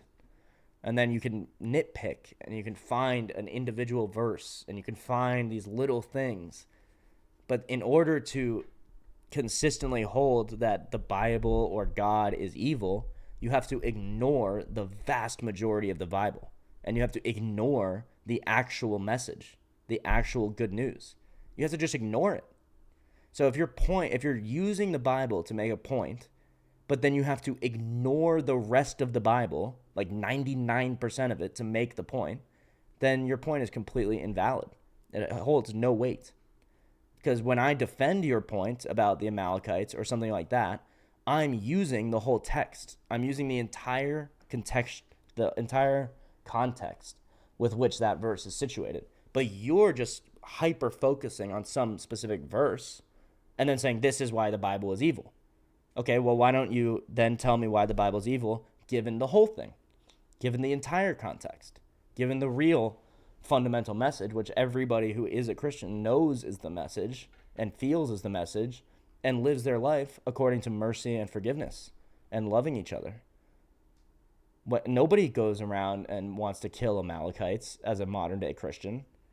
Nobody wants to kill their virgin wife or whatever it is that we were looking at the other day.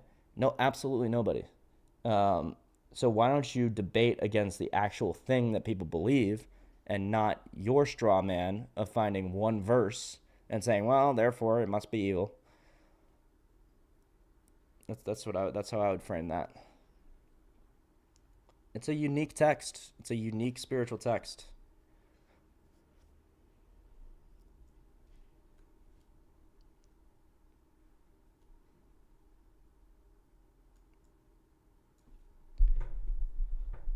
All right, guys. Looks like we're slowing down. Been at it for a couple 2.5 hours, which is great. Freaking awesome. Great conversations today.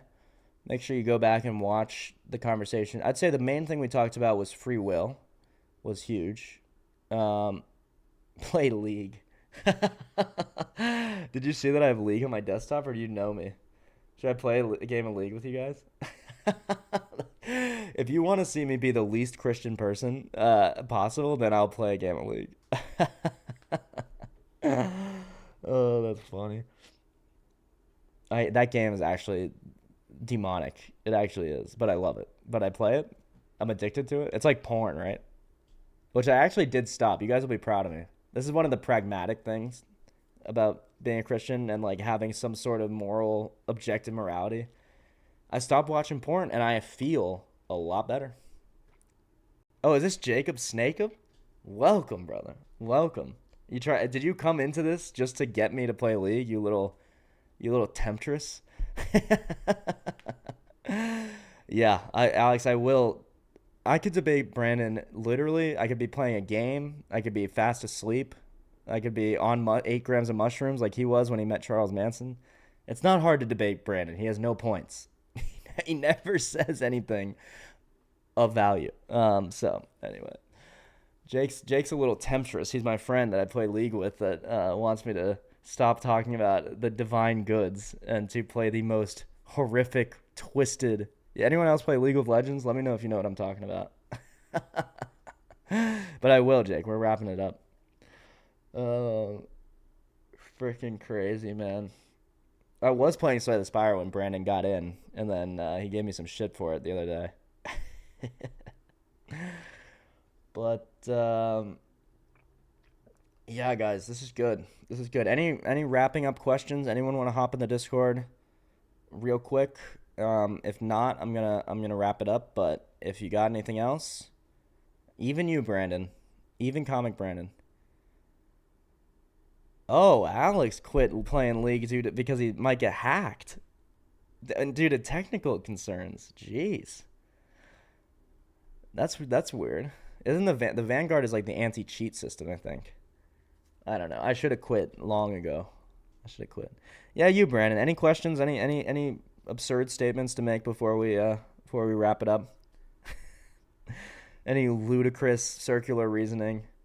Oh, you're downloading Discord? Okay, hop in. All right, maybe we're not going anywhere. This is the pay-per-view event of the century.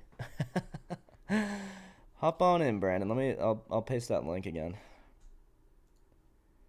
Jake, you should feel free to hop in too if you want.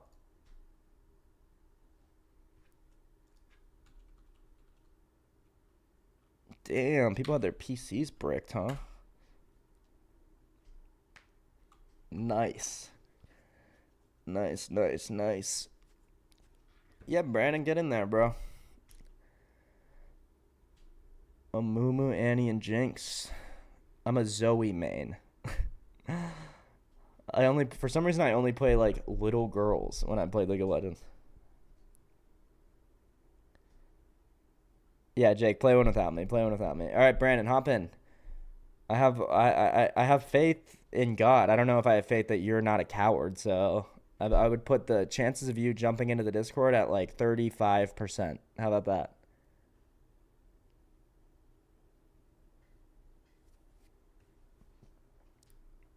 No way. I knew it. I knew it, bro.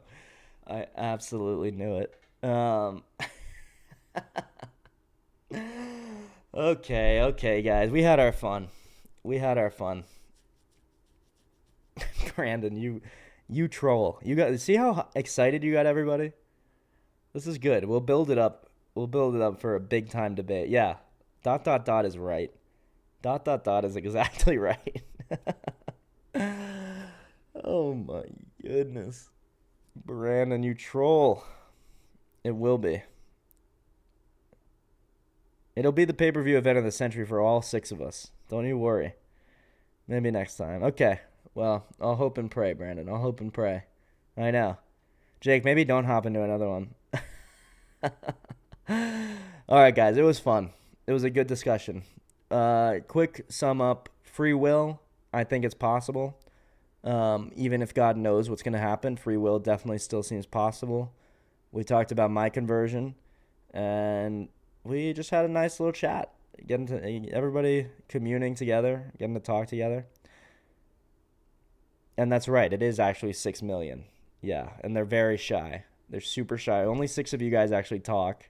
But there are 6 million of you. That's a little manifestation, Alex. Exactly. Yeah. It is true. But it also is true in the future. And guess what? God knows it's true. All right. Thank you, everybody. Super fun. Join me again. Like and subscribe so you know when I'm streaming. It's basically every weekday around noon. But as you can tell, there's a little bit of leeway on that. So just subscribe so you know when to hop on. And everyone download Discord, especially you, Brandon. So, all right. Peace, guys.